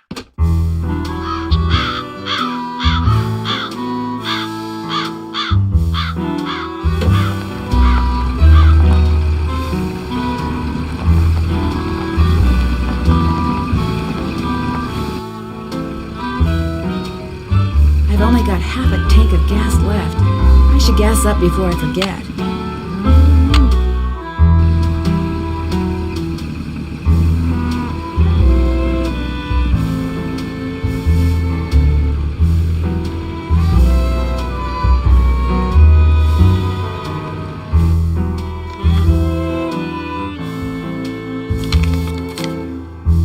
You know, the minute you walked out of here, something occurred to me. You're Carson Drew's daughter, aren't you? Guilty. We went to law school together, only he actually went into law and I wound up here. So how's he doing? Business pretty good? Great. Couldn't be better. That's nice. That's real nice. Well, you tell him you saw me, and you tell him I'm doing just fine too. So what can I do for you? What's your opinion of Richard Topham? Interesting gentleman who's in an interesting line of work. Do you think he really does what he says he can do? He makes a living doing whatever it is he does, so obviously someone thinks he's the real deal. I guess I'll be going. Come back anytime. Is this your car? Yes, it is. Bought and paid for.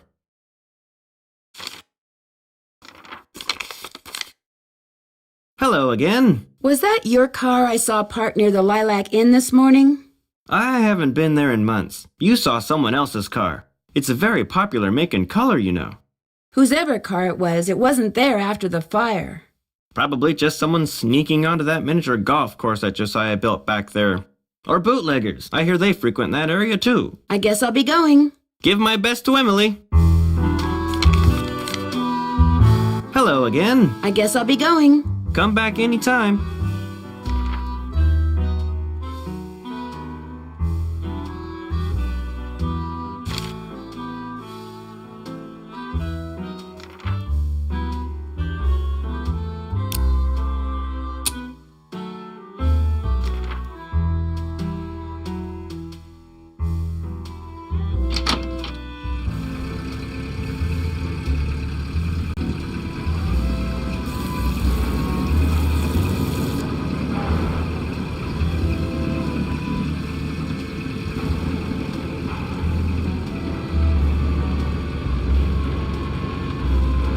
Hi, Rebecca. I'm supposed to deliver this to Mrs. Perkins. You better let me deliver it. Mrs. Perkins can be very grumpy, even when my curls are at their curliest and my dimples are at their dimpliest, and I'd much rather she yell at me than you. Well, okay.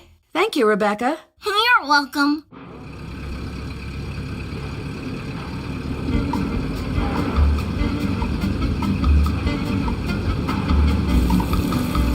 Did you deliver that telegram? I sure did. Good for you. Here's your money. And here's your next telegram. Deliver this to Professor Randall out at the observatory. Keep up the good work.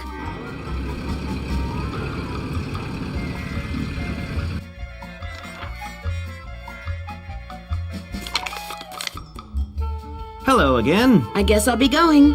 Come back anytime.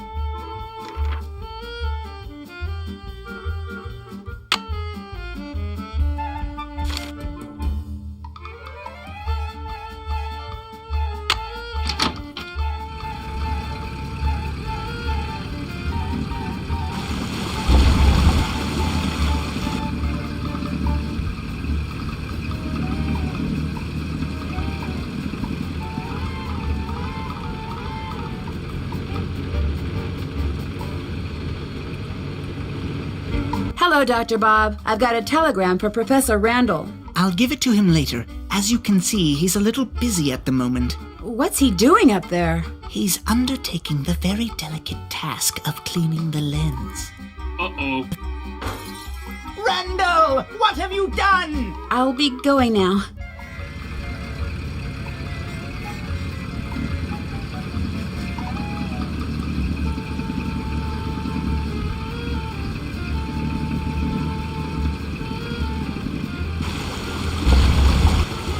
Welcome to Zippy's, where zipless service is zippily zapped and zippy service is the zippiest. Fill her up? Just 50 cents worth, please.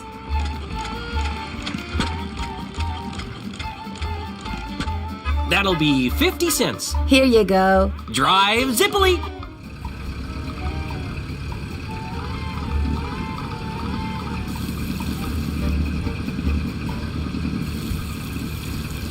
Did you deliver that telegram? I sure did. Good for you. Here's your money.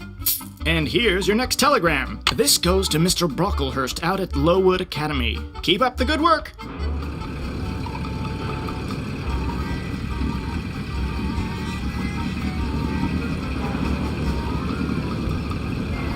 Hello, Miss Temple. I've got a telegram from Mr. Brocklehurst. He's in class. I'll give it to him.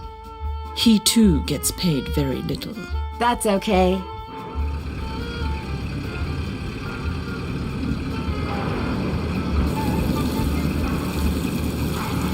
Did you deliver that telegram? I sure did. Good for you. Here's your money. And here's your next telegram. Go down to the railroad station and deliver this to Lizzie Joe. Keep up the good work.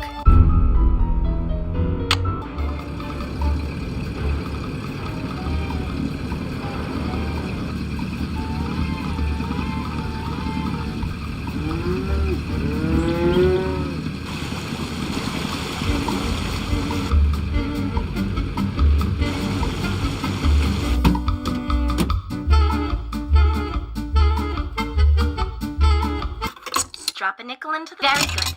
Now, how may I be of service? Hi, Mr. Kowski. Could you please connect me with my dad? His number is KL57187. Hang on a minute. Carson Drew. Hi, Dad. Nancy, everything okay? Do you remember someone from law school named Jim Archer? Jim Archer. Yes, I remember him. Glasses, sort of short. He's in banking now. In fact, he's Emily's banker. He said to say hi. Jim Archer. How about that? I'm pretty sure I saw Jim Archer's car parked at the side of the road by the Lilac Inn this morning, just before the explosion. Are you suggesting Jim Archer was somehow responsible for the explosion? It's odd that his car would be there, don't you think? It's okay to have your suspicions, Nancy. But in a town as small as Titusville, it's very easy to alienate people. Until you know the facts, you'd be well advised to keep your suspicions to yourself. Goodbye, Dad. Keep in touch.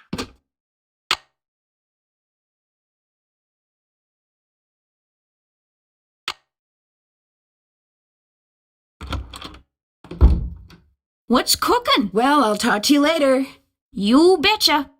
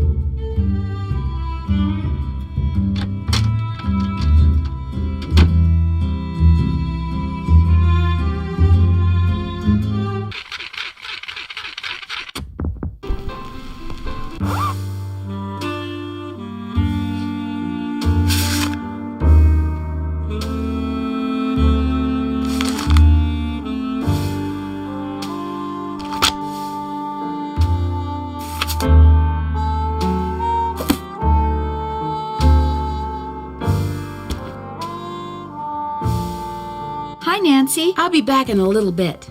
You're the bee's knees.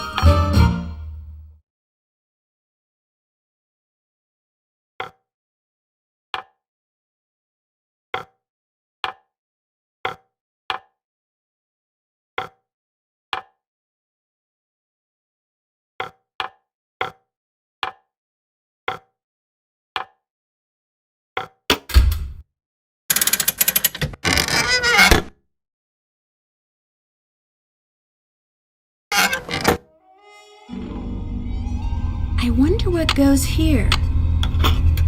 I can't get it out. I wonder what goes here.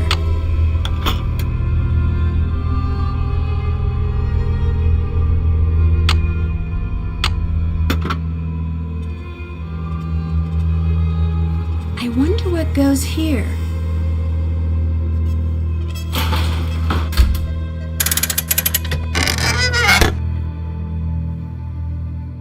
Looks like I need more mirrors.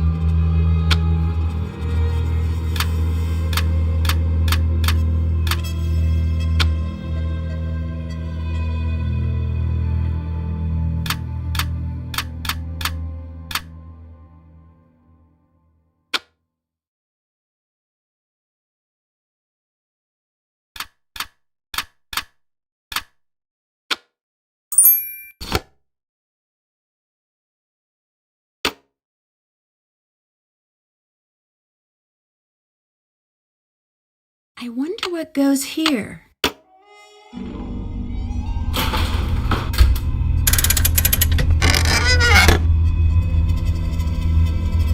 I need to adjust the mirrors so that the light hits them just right.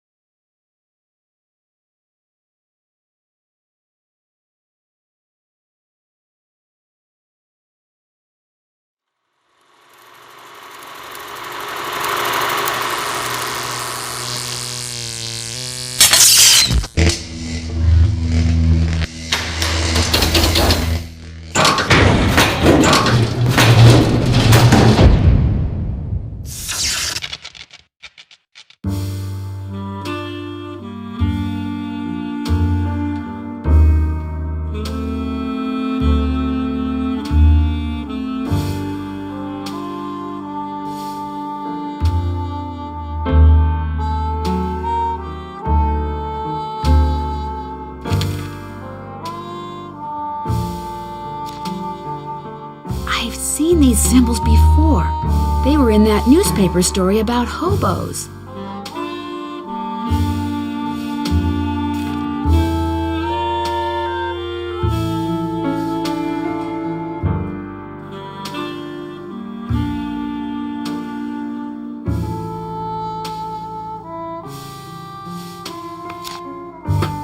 That won't work.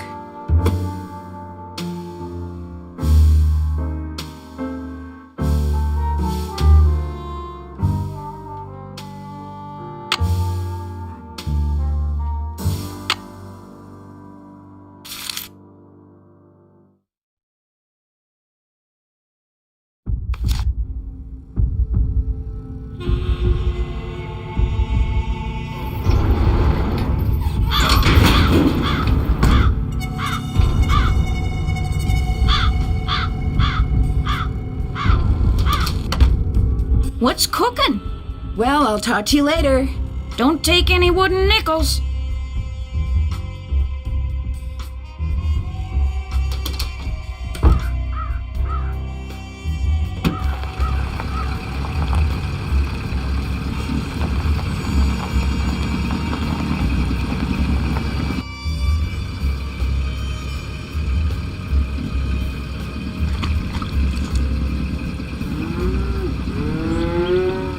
Mr. Waddell, did you by any chance cut a blank recently for Josiah Crowley? No! Now quit bothering me so I can work!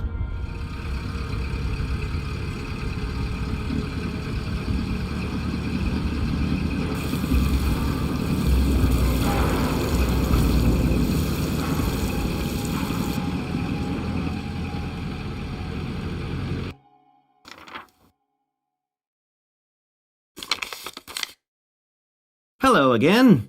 Did Josiah ever say anything to you about someone named Marcel? Marcel. The name does ring a bell, although for the life of me, I can't remember why. I guess I'll be going. Give my best to Emily.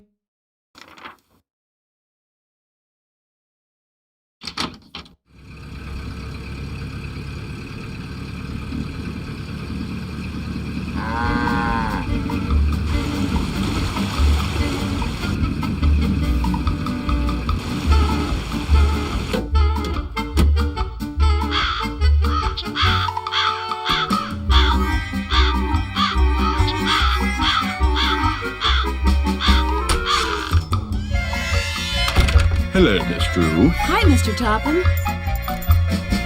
Now what?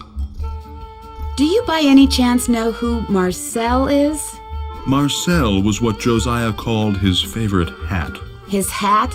The man named his hat? He loved that hat, so to him, naming it made perfect sense. Do you still have Marcel? No, as a matter of fact, I gave that hat to Gloria Crandall. She said she was fond of the old fellow and wanted something to remember him by, although I suspect the real reason she wanted that hat was to see if he'd stashed any money in it. Josiah ordered something from the Krollmeister Crystal Company just before he passed away. Do you know if it ever arrived? You must be talking about that chunk of quartz that came last winter. I still have it right here. Why? I was wondering if I could buy it from you. For my father. He loves quartz. Perhaps we can work something out. You see, amazing as this is going to sound, I am able to project my thoughts into another person's brain. Really? The only problem is, not everyone has the intellectual capacity to receive my thoughts. But since you have already demonstrated a high level of intelligence, yes, you may very well be the ideal subject. Me? Really? You are going to help me prove that I am telepathic. Here's what we're going to do. I'm going to shuffle a deck which contains 5 sets of these cards. Then I'm going to turn my back, draw a card, look at it, and start transmitting my thoughts. When you receive my thoughts, you will identify the card I'm looking at. Once you correctly identify 5 cards in a row, I'll give you that piece of quartz. But what if I can't do it? Just stay focused on the cards and my superior brain power will do the rest. Very well, let's begin. What card am I thinking about?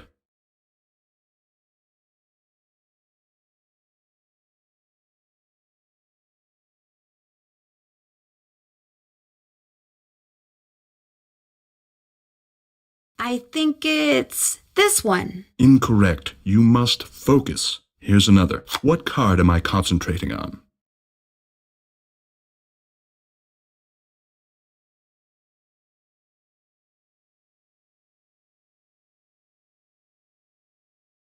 This one. No, try again. Can you tell me what card this is?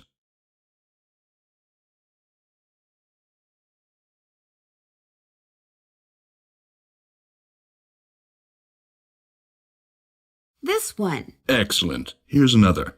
What card am I concentrating on? This one. Wrong. Here's another. Do you know what card I'm looking at?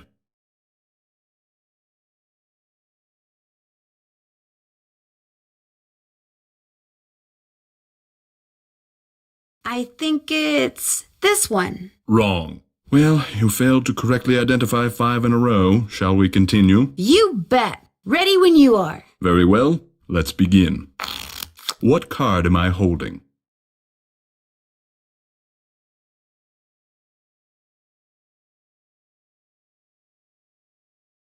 This one. Excellent. Here's another. What card is this?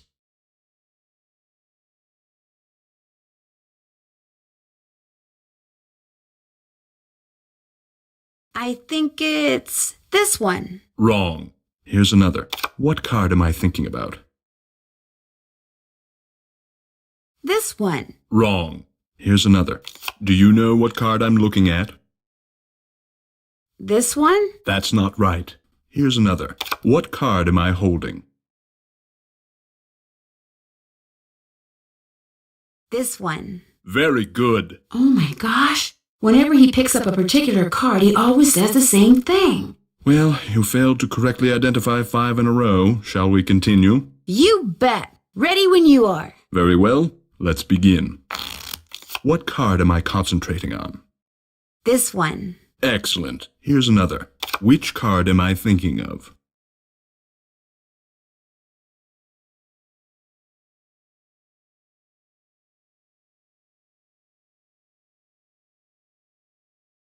I think it's this one. That's not right. Here's another. Can you tell me what card this is? I think it's this one. That's not right. Here's another. What card am I concentrating on? This one. You go, girl. Here's another. What card am I thinking about? This one. Very good. Well, you failed to correctly identify 5 in a row. Shall we continue? You bet. Ready when you are. Very well. Let's begin. Do you know what card I'm looking at? This one. That's not right. Here's another. What card am I looking at?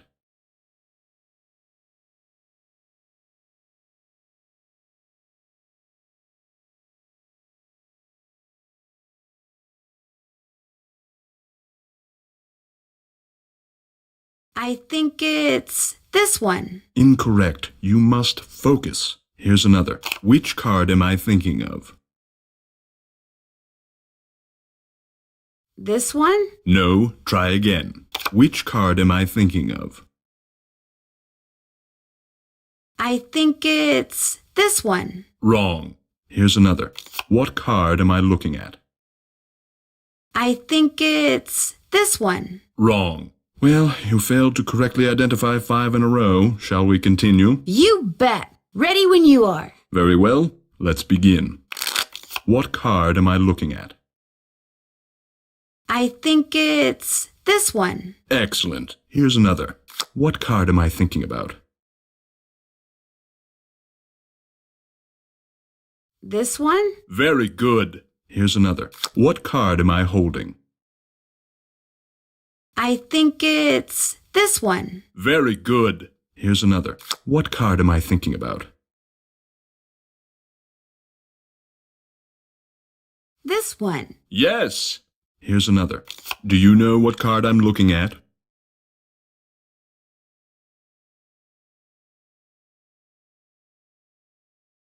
This one. Wrong. I wonder, could he be telling me what card he's picking up by which question he asks me?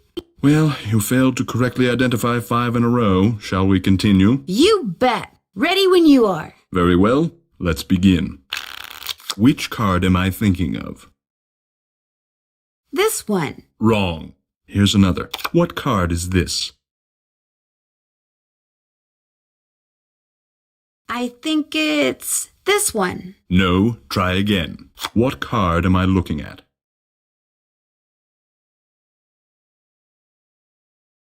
This one. Yes.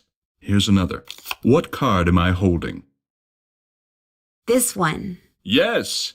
Here's another. What card am I thinking about?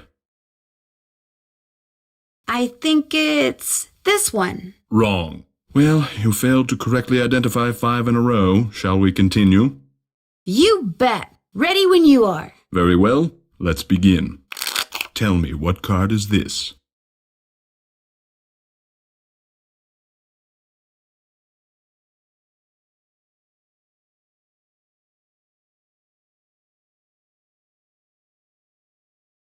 This one. Wrong.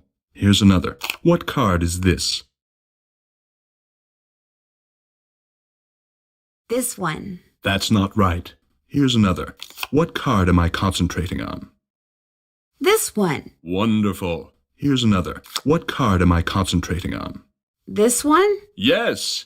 Here's another. Tell me, what card is this? I think it's this one. Wrong. Well, you failed to correctly identify 5 in a row. Shall we continue? You bet. Ready when you are. Very well. Let's begin. What card am I looking at? This one? Yes. Here's another. What card am I looking at?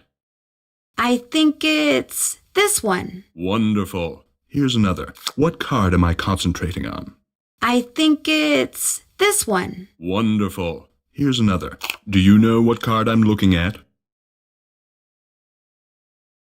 This one. That's not right. Here's another. This is which card?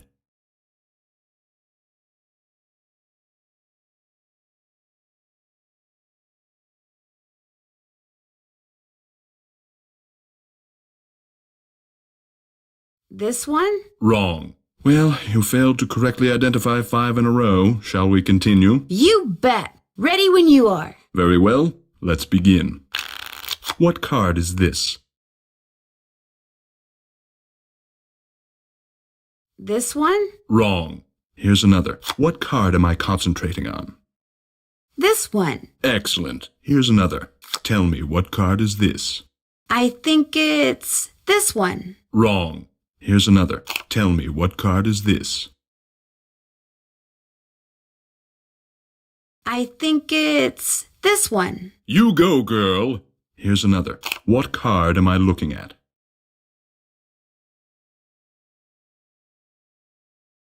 This one. Very good. Well, you failed to correctly identify 5 in a row. Shall we continue? You bet. Ready when you are. Very well. Let's begin. This is which card? This one. Yes. Here's another. Do you know what card I'm looking at? I think it's this one. Incorrect. You must focus. Here's another. Do you know what card I'm looking at? This one. No. Try again. Do you know what card I'm looking at? I think it's this one. Marvelous. Here's another. What card am I concentrating on? This one. Very good. Well, you failed to correctly identify 5 in a row. Shall we continue? You bet. Ready when you are. Very well. Let's begin. What card is this?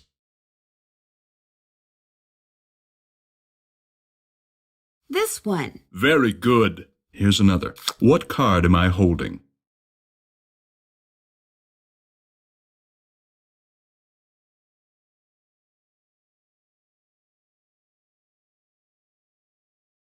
This one? You go, girl. Here's another. This is which card?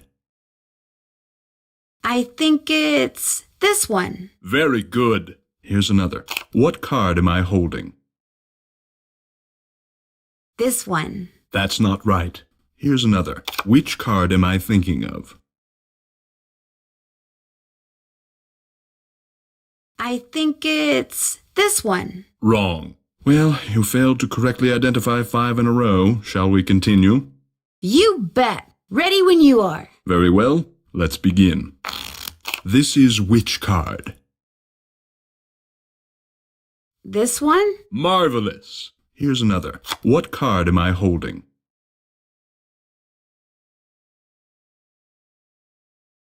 This one. You go, girl. Here's another.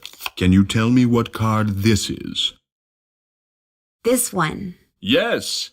Here's another. What card am I concentrating on? This one. Yes. Here's another. Tell me, what card is this? This one? Very good. You did it. Well, actually, I did it. But in any case, thank you for your assistance. Here's the piece of crystal that Josiah ordered. Take it. You've earned it. Well, actually, I earned it, but let's not quibble. But Mr. Topham, I didn't really... I mean, you didn't really. I mean, I'm afraid that subconsciously you may have... Yes? Never mind. Do you need anything else? It was nice talking to you. Good day.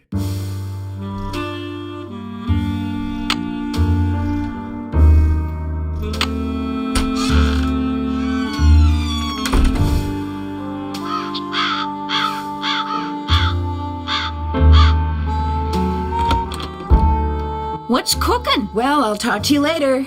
You betcha.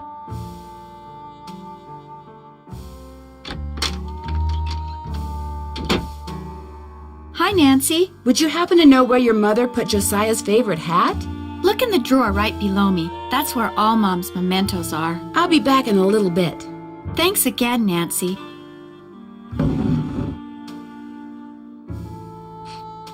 Maybe this is the key to Josiah's safe deposit box. You don't need to look at everything in there, do you? Sorry.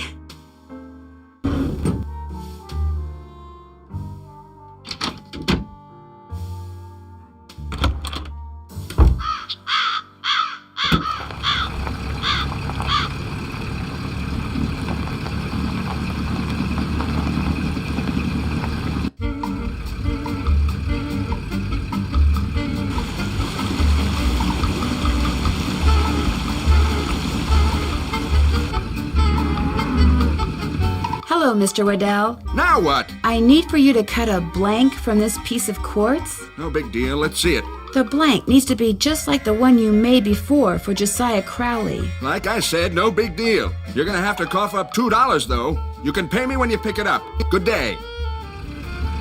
Hello, Mr. Waddell. Are you done making that blank? I need more time. Now quit bothering me so I can work.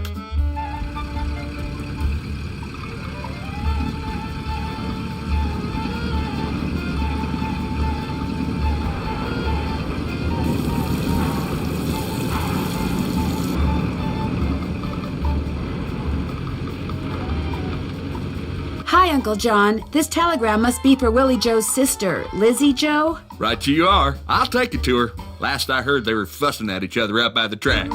Bye now.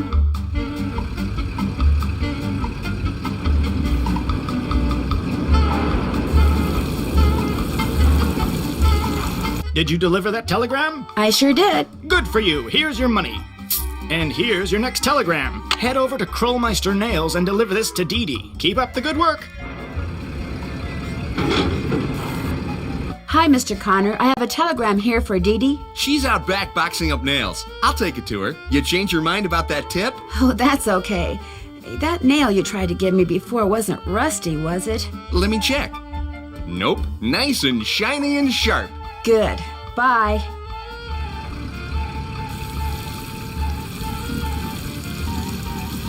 Did you deliver that telegram? I sure did. Good for you. Here's your money. And here's your next telegram. Deliver this to Muriel over at Vash's Dairy. Keep up the good work. I've only got half a tank of gas left. I should gas up before I forget. Mr. Jones, does somebody named Muriel work here? You bet. Here, I can deliver that for you. Need some sour milk? Makes great pancakes. No, thank you. Bye.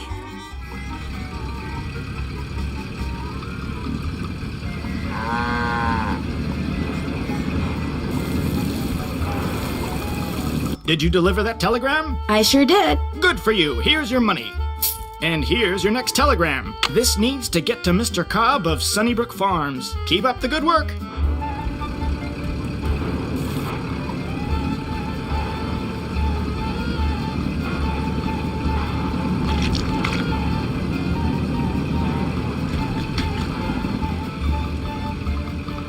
Hi, Rebecca. I have a telegram for Mr. Cobb. Oh, please let me take it to him. When he's happy, he does this wonderful little jig, and his eyes crinkle up so much they practically disappear from his face. May I take it to him? Sure. You're really nice.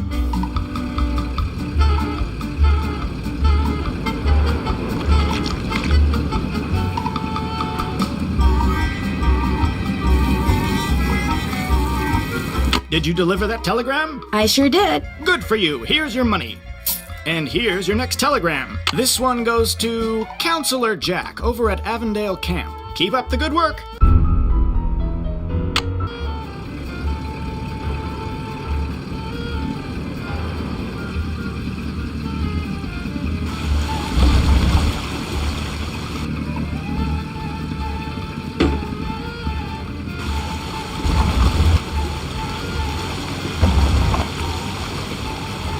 Hi, Alice. I've got a telegram for Counselor Jack.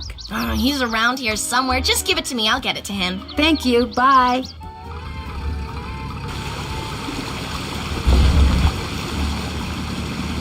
Welcome to Zippy's, where zipless service is zippily zapped and zippy service is the zippiest. Fill her up? Just 50 cents worth, please.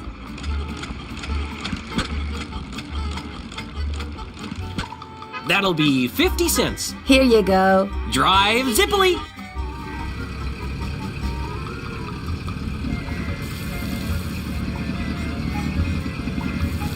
Did you deliver that telegram? I sure did. Good for you. Here's your money.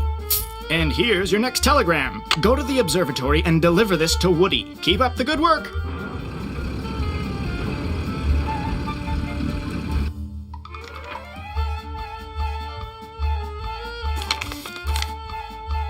Hello again.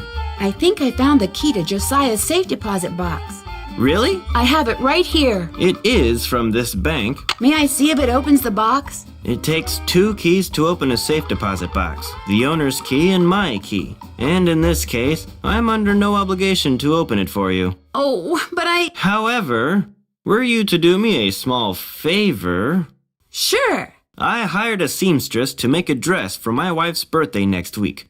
Unfortunately, the seamstress and I had a falling out, and now I need to find someone to finish the dress. Just hire a new seamstress. Oh, the fact of the matter is, the dressmaker quit because I couldn't pay her.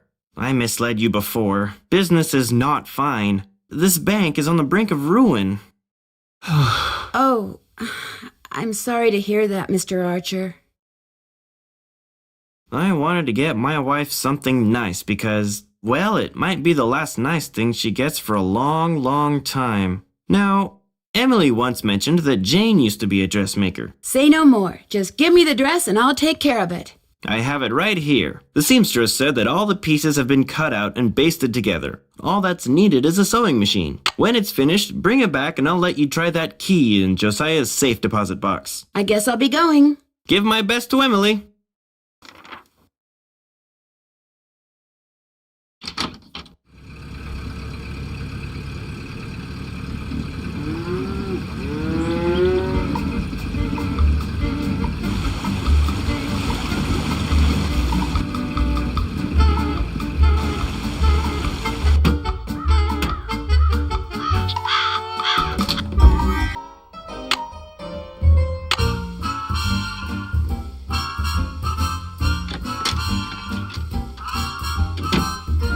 Hi, Nancy. I'll be back in a little bit.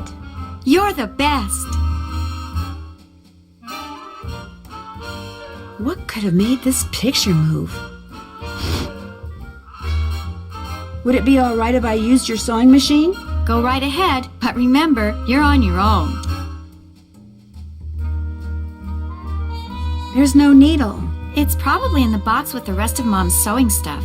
Ask Jane if she knows where it is.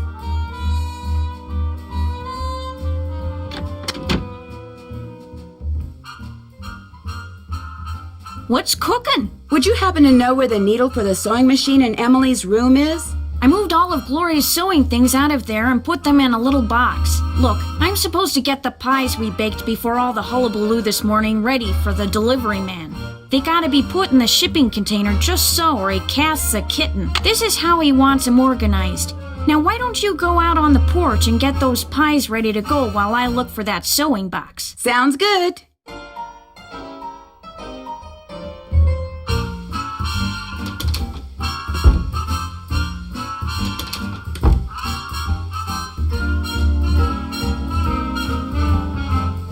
I'll bet those are the two brothers that built the inn and Josiah's house. Looks like there might be some kind of tunnel around here. There's something written on the back.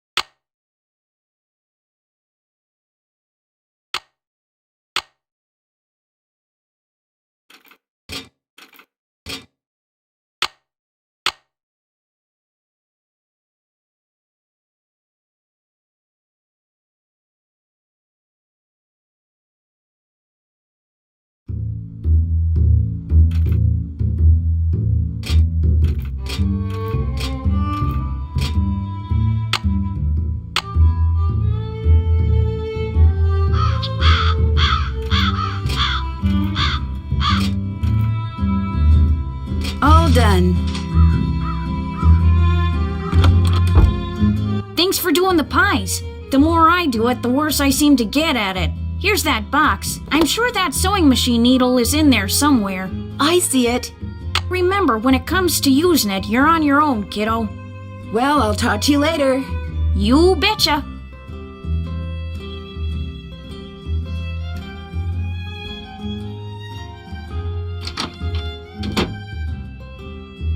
Why does this picture keep moving?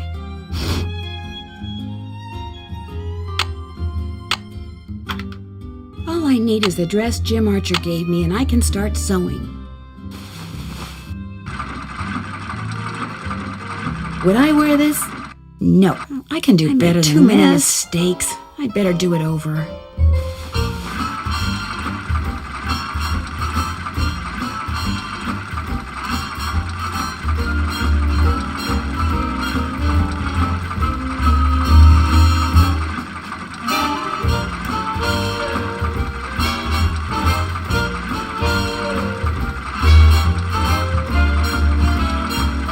Would I wear this? No, I made too many mistakes. I'd better do it over.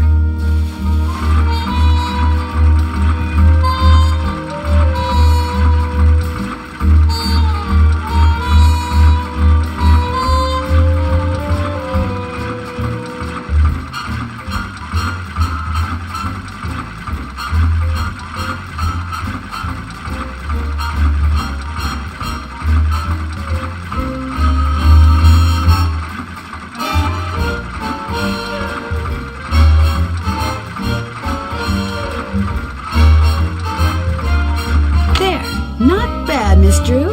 Not bad at all. Hi, Nancy. I'll be back in a little bit. Okay.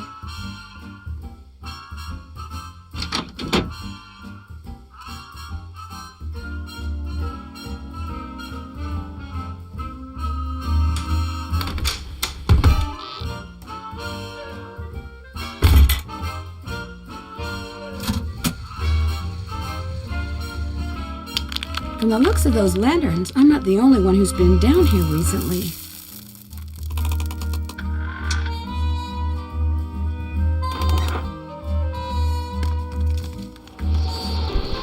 Jeepers! I'm behind one of the walls in Emily's room. I'll bet that's how someone makes that picture move.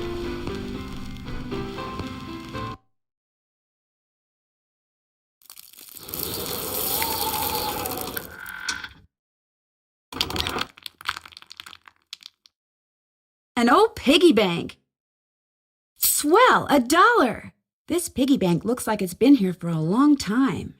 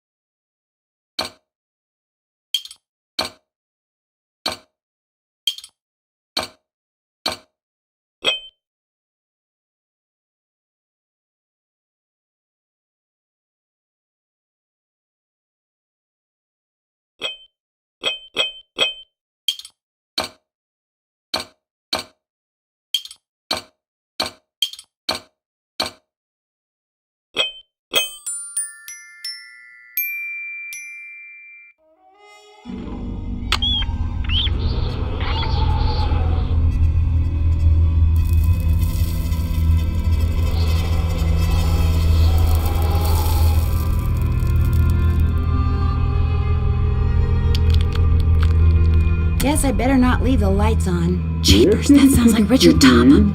This door must open right into his living room. I can't go in there now. Mr. Topham will see me.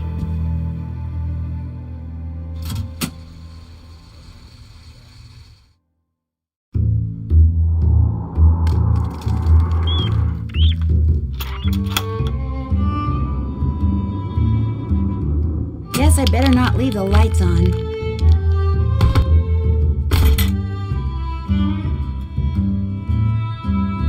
What's cooking? I think I know why Emily has been seeing and hearing strange things. Well, I'm all ears. Tell me. I found a secret passageway that goes from the inn to Josiah Crowley's old house.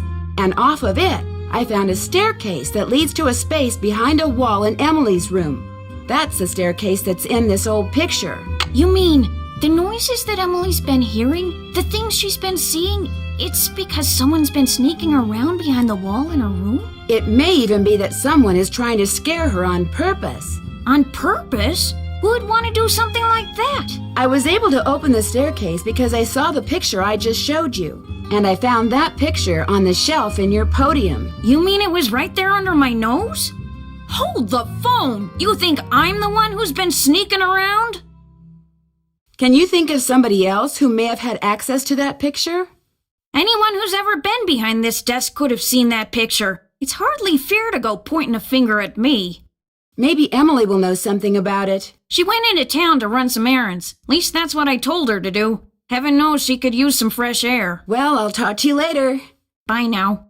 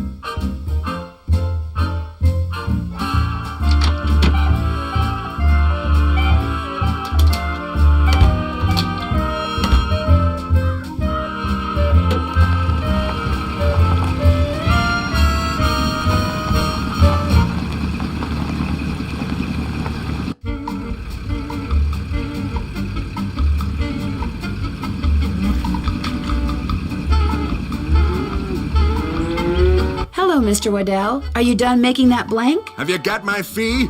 Right here. Good. Here's the blank I cut for you. Enjoy.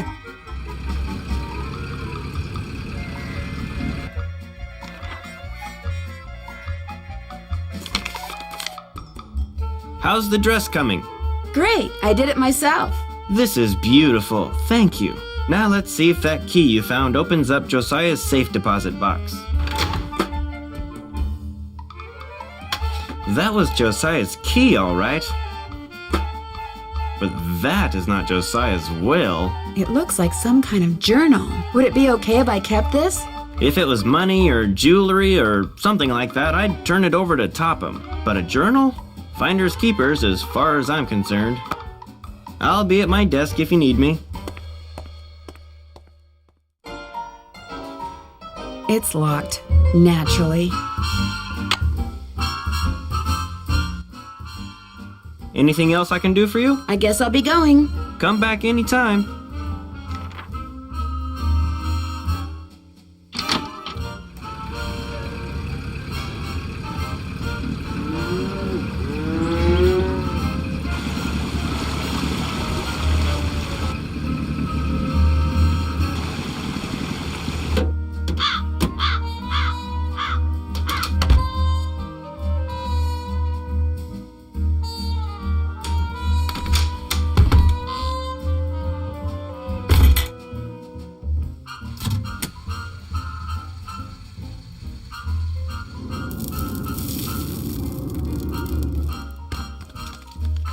Guess I better not leave the lights on.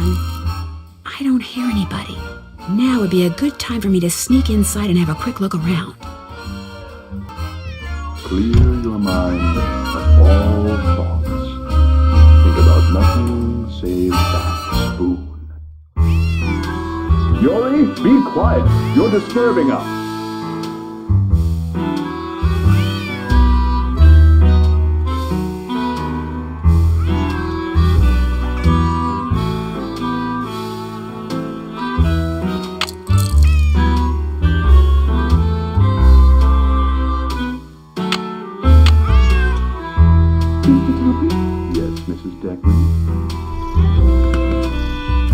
Josiah must have circled these quotes, but why? Something tells me I better write down all the stuff that's circled here in my journal.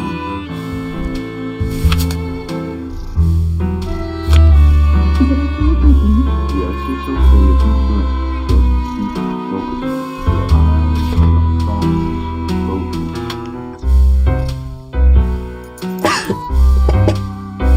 Phew! Meet with J. Archer at 9:30 a.m. about money. That's today. Should I concentrate on the top edge or the bottom edge? Either one, Mrs. Denton. Just concentrate. Mr. Duncan? I can't go out the front door. He'll hear me. Push it or pull it? Push it. You're trying to push it, all right? I'd rather try to pull it.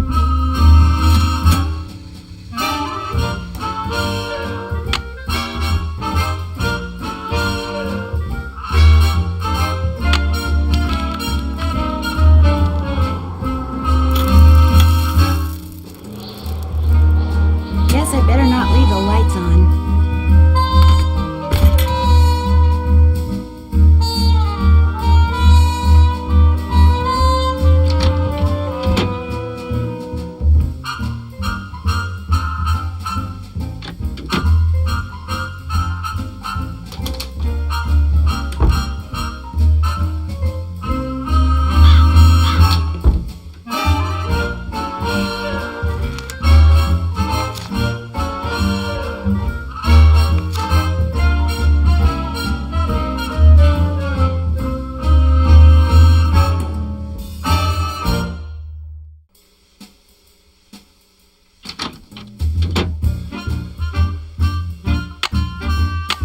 Oops, can't play this record until I take the other one off.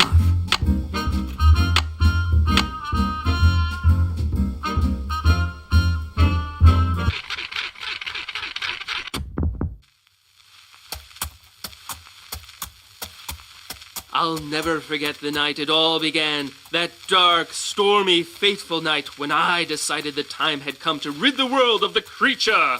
But it would take money to do that, and to get money, I needed to confront my arch-enemy, Nick, who had recently become able to transform himself fittingly into a giant warthog.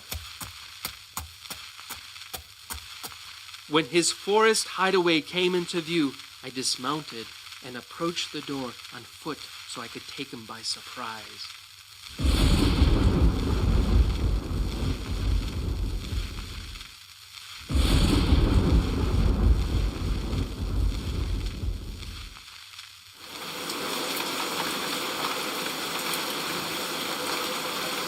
My fear that he would hear me proved groundless, for a terrible storm began to rage, washing away the sound of my footsteps.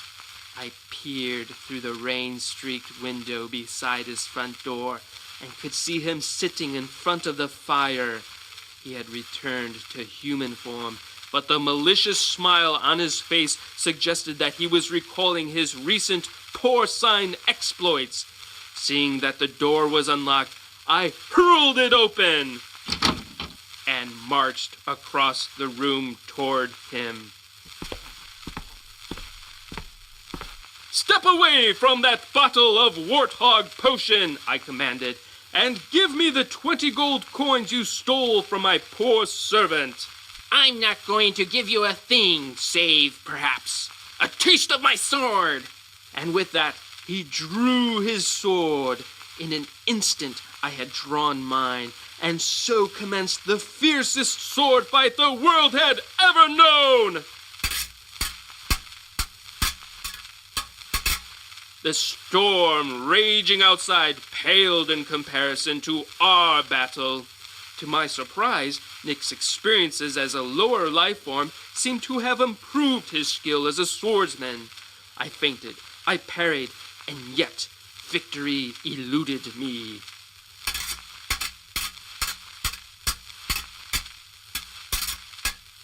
And soon I began to feel my strength ebbing from me. I was tiring rapidly. Summoning every ounce of what little energy remained in my body, I lunged at him one last desperate time. Ouch! Why, you've wounded me. I had managed to wound him on his right arm, just above the elbow. Curse you!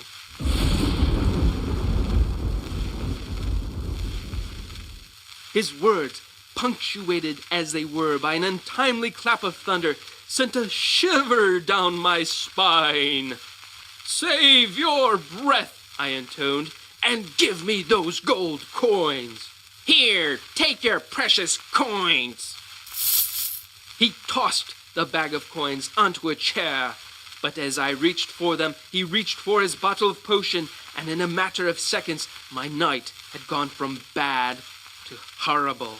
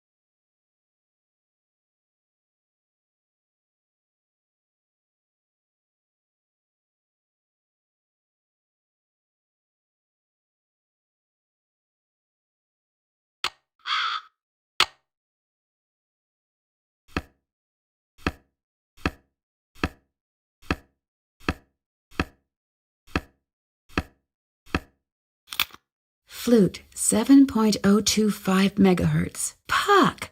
That's who Josiah played in A Midsummer Night's Dream. Pyramus, 7.057 megahertz.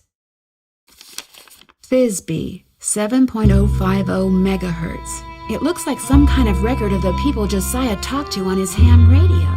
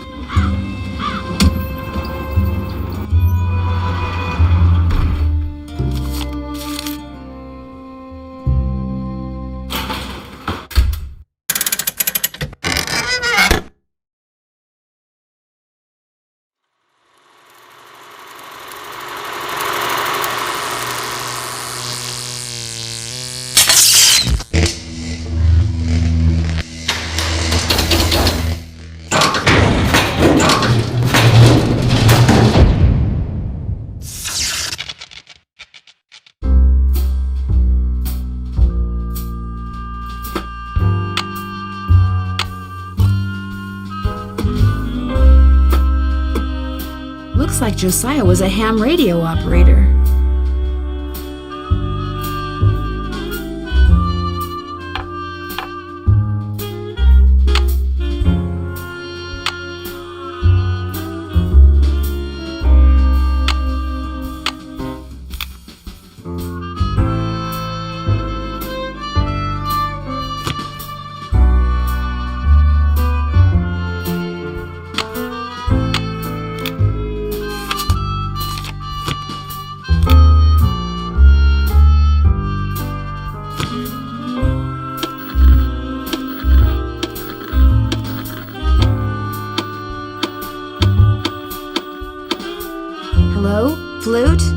you there? This is Flute, but you sure don't sound like Puck, so explain yourself. My name's Nancy Drew. So where's Puck? Well, I'm pretty sure Puck's real name was Josiah Crowley, and I hate to say it, but he passed away earlier this year. Ah, that's a shame. Heck, I never got to give him his sentence. What sentence is that? Well, see, a while back, Puck dictated a sentence to me and told me that if and when he recited a certain passage from Shakespeare, I was to respond with that sentence. Weird fellow, that Puck. If I tell you the passage, will you tell me the sentence? Well, yeah, sure, I guess. Especially seeing as Puck's no longer with us. Thou speakest aright. I am that merry wanderer of the night. I'm afraid that's not it. Better luck next time. Over and out.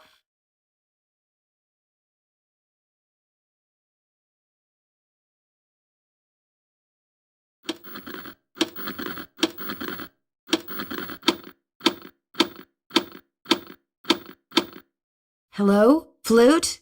Are you there?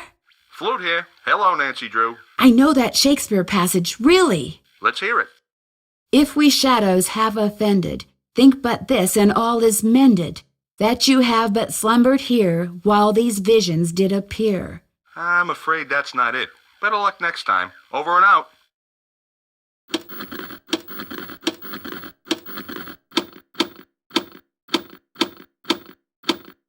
Hello? Flute? Are you there? Flute here. Hello, Nancy Drew. I know that Shakespeare passage, really. Let's hear it. Shall we their fond pageant see? Lord, what fools these mortals be. That's it. Here, let me check my logbook for the response.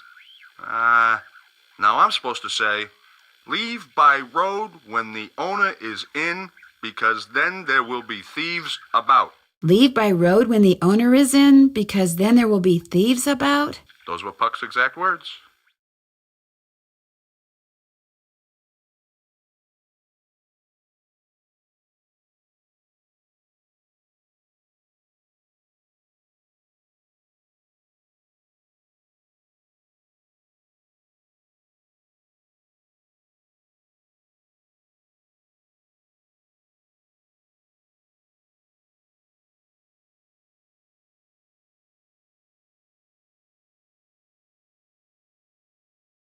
Is Flute your real name?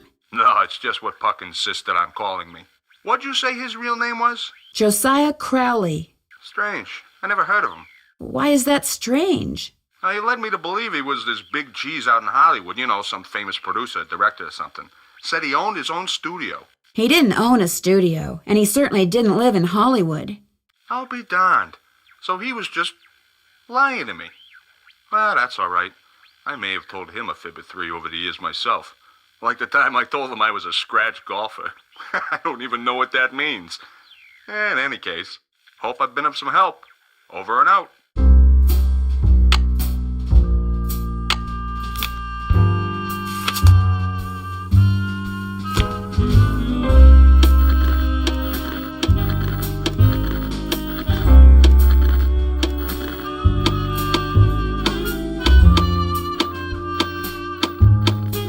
Is anyone out there? Hello? Can anyone hear me? This is Pyramus. Who are you? My name's Nancy Drew. Does somebody named Puck usually call you on this frequency? Somebody named Puck used to. Apparently he found something better to do. Haven't talked to him in months. Oh, that's because he passed away not too long ago. Oh, well, that's a good excuse, I guess. How'd you know he called me Pyramus? I'm a friend of his. I found your name and radio frequency in his journal. So why are you talking to me? Did Puck, ever ask you to tell him something whenever he read a certain passage from Shakespeare? Whenever he rattled off this Shakespeare quote, I was supposed to rattle off this stupid saying he gave me. How did you know about that? Long story, but if I were to rattle off the quote, there's no reason why you can't tell me the stupid saying, right? Well, come to think of it, he never said the quote had to come from him, so yeah, I guess I could tell you. If we shadows have offended, think but this, and all is mended, that you have but slumbered here while these visions did appear. That wasn't it, and no stupid quote means no stupid saying, and that means over and out.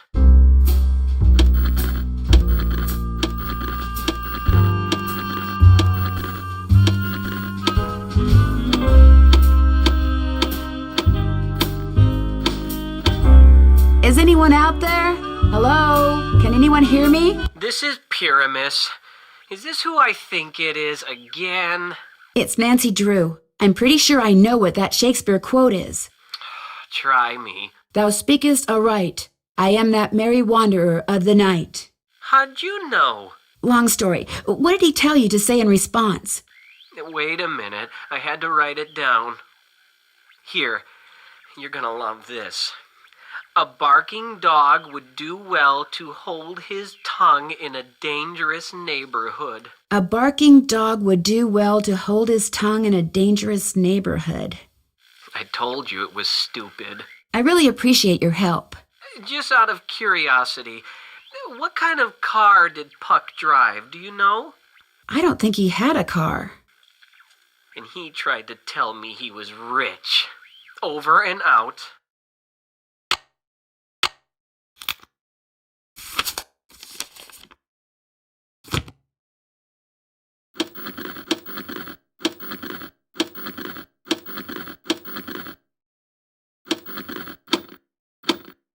Is anyone out there?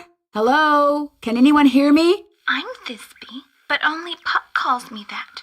Who's this? My name's Nancy Drew. I'm afraid I have some bad news about Puck.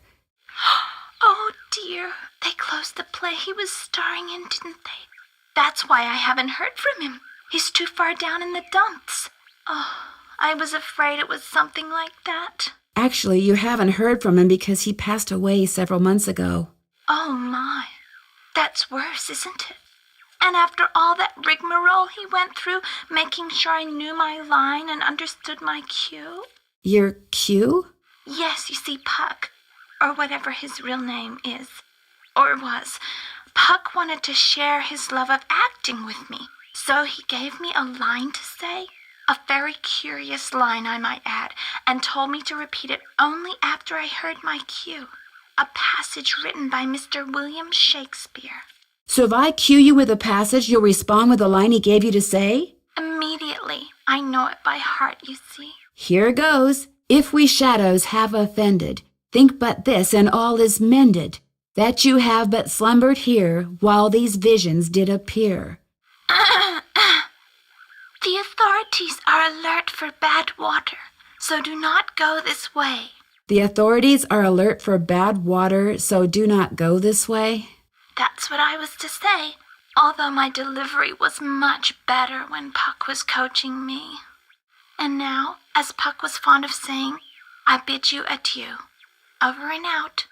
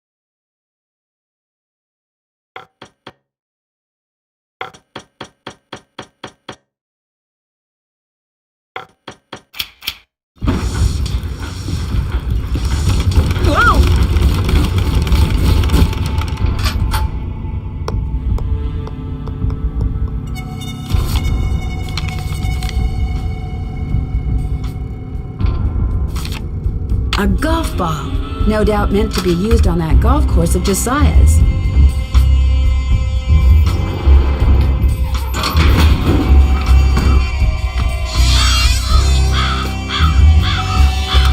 Hello, Miss Drew. Hi, Mr. Topham.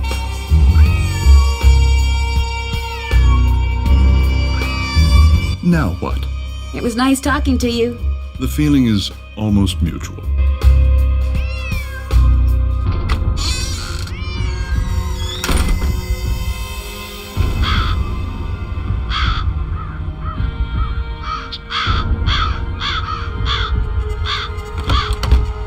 What's cooking? Well, I'll talk to you later. Alrighty-dighty.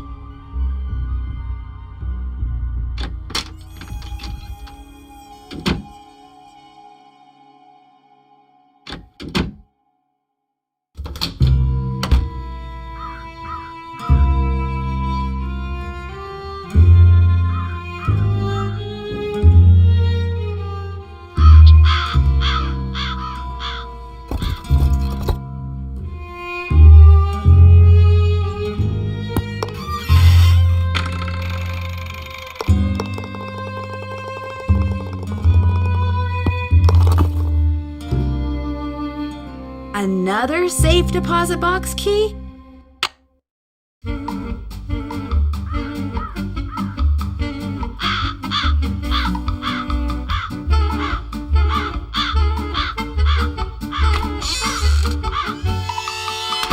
Hello, Miss Drew. Hi, Mr. Topham. Now what? It was nice talking to you. The feeling is almost mutual.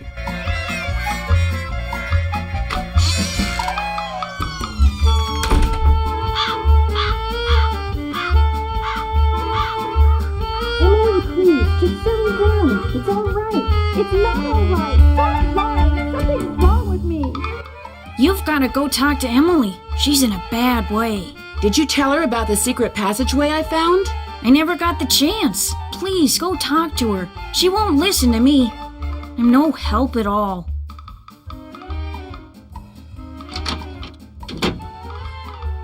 Just go back to River Heights, Nancy. But I think I know where the real Will is. It doesn't matter. I can't run the inn anyway. I'm going to have to sell it. What do you mean? I took a nap after I got back from running errands, and when I woke up, this was in my hand. It's one of the necklaces that I thought had been stolen. I have no idea how it got there. I must do things and not remember. All this responsibility on top of losing Mom. I can't cope with it. I'm having what Jane call it, a nervous breakdown. No, you're not. I don't want to talk anymore. Go home. You're just making things worse. I don't want to talk to you.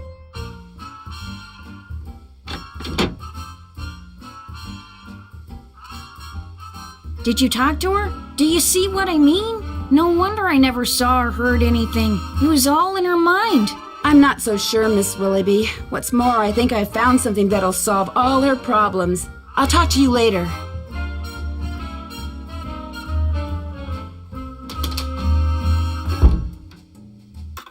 Drop a nickel and very good. Now, how may I be of service? Hi, Mr. Kowski. Could you please connect me with my dad? His number is KL57187. Hang on a minute.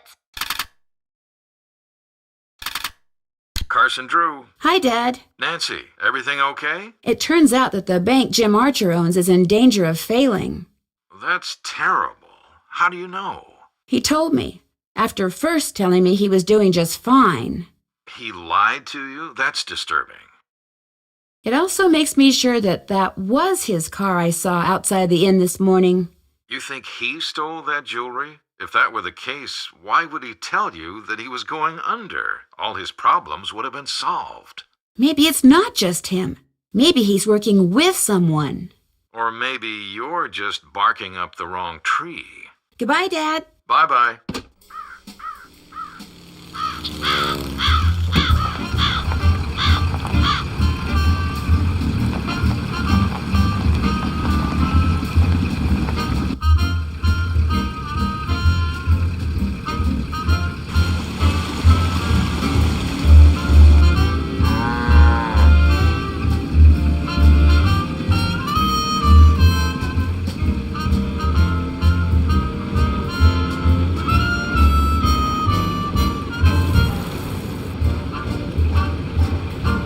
Welcome to Zippy's, where zipless service is zippily zapped and zippy service is the zippiest. Fill her up? Just 25 cents worth, please.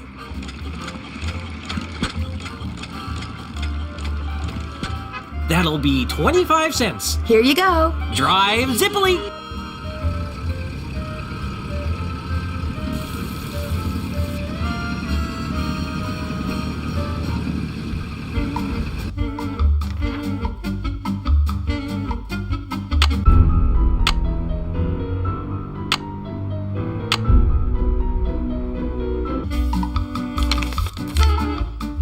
I'm glad you stopped by. I need to clear the air about something. I lied before, not just when I said the bank was doing fine when it's really not, but when I said that wasn't my car you saw parked outside the inn today. I parked it there because I didn't want anyone to know that I was at Richard Topham's begging him for money. This bank is in truly dire financial straits, and if anyone finds out... Mr. Archer, I already knew you were at Richard Topham's today. I saw your name in his calendar. Oh. So what can I do for you? I found another safe deposit box key that belonged to Josiah. Impossible. Josiah only had one box, and you've already opened it. But this has to be Josiah's key. It is one of ours. Where did you get it? I won it playing golf at Josiah's with a special ball. I had to ace one of the holes. Why does that sound familiar? I know why. That's what Clara always called me, her ace in the hole. That's who this key belongs to, Clara Pickford. So, Clara Pickford was really Josiah Crowley in disguise. Apparently, he loved playing tricks like that on people and hiding things right under their noses. I wonder what this is. Gloria Dowd, now Crandall, and Jane Willoughby, circa 1912. Jane Willoughby? That doesn't look the least bit like Jane Willoughby. No, it certainly doesn't. I'd better get back to the Lilac Inn and have a talk with her right now.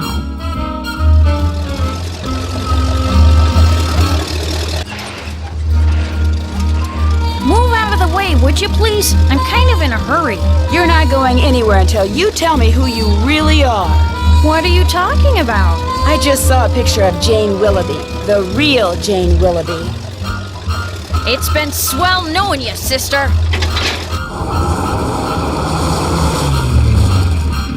I can't let the Jane out of my sight.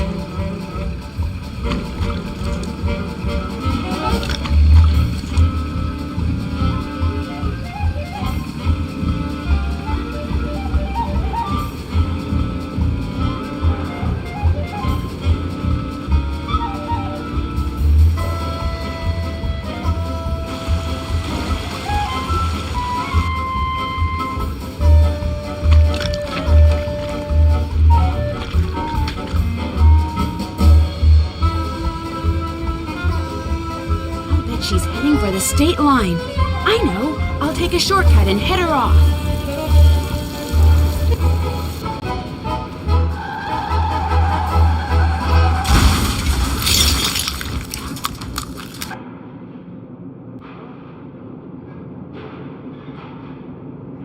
Why couldn't you just mind your own business? Dear Ned, I know you'll be home from school in a couple of days, but I couldn't wait to tell you. I just solved a mystery. I figured out that Emily Crandall's guardian was really an imposter named Marion, who intercepted the letter Emily wrote to Jane Willoughby after her mom died. She pretended to be Jane not only so she could steal Emily's valuables, but so she could convince Emily that she was incapable of running Lilac Inn, and that she should sell it and split the money with her. On top of all that, I found Josiah Crowley's real will. In it, he left Emily so much money that she'll be able to hire all the people she needs to keep the inn going. He left Jim Archer a ton of money too, which means he won't have to close his bank. And from now on, he'll be able to buy his wife a new dress anytime he wants. As for Richard Topham, Josiah left him nothing. Although Topham still refuses to admit that he forged the first will and insists that he's going to contest the will I found. Dad says it's highly doubtful he'll succeed, and that he'd be better off sticking to spoon tricks. Anyway, when you get home, I'll give you all the details over a nice big piece of slightly damaged cherry pie. Wait till you hear that part of the story. As always, Nancy.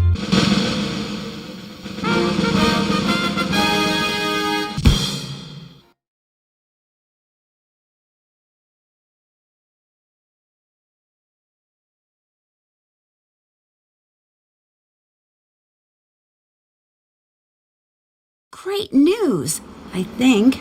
See, Frank and Joe Hardy have invited me to help them solve a mystery. Only this mystery takes place on a train. But not just any train. A train that was found abandoned years ago in the middle of nowhere. All of its passengers had simply vanished. Some people say the train is jinxed. Others say it's haunted. I mean, it'll be fun to finally get to work alongside the Hardy boys. But I just hope the trip we're going on doesn't turn out to be, one way.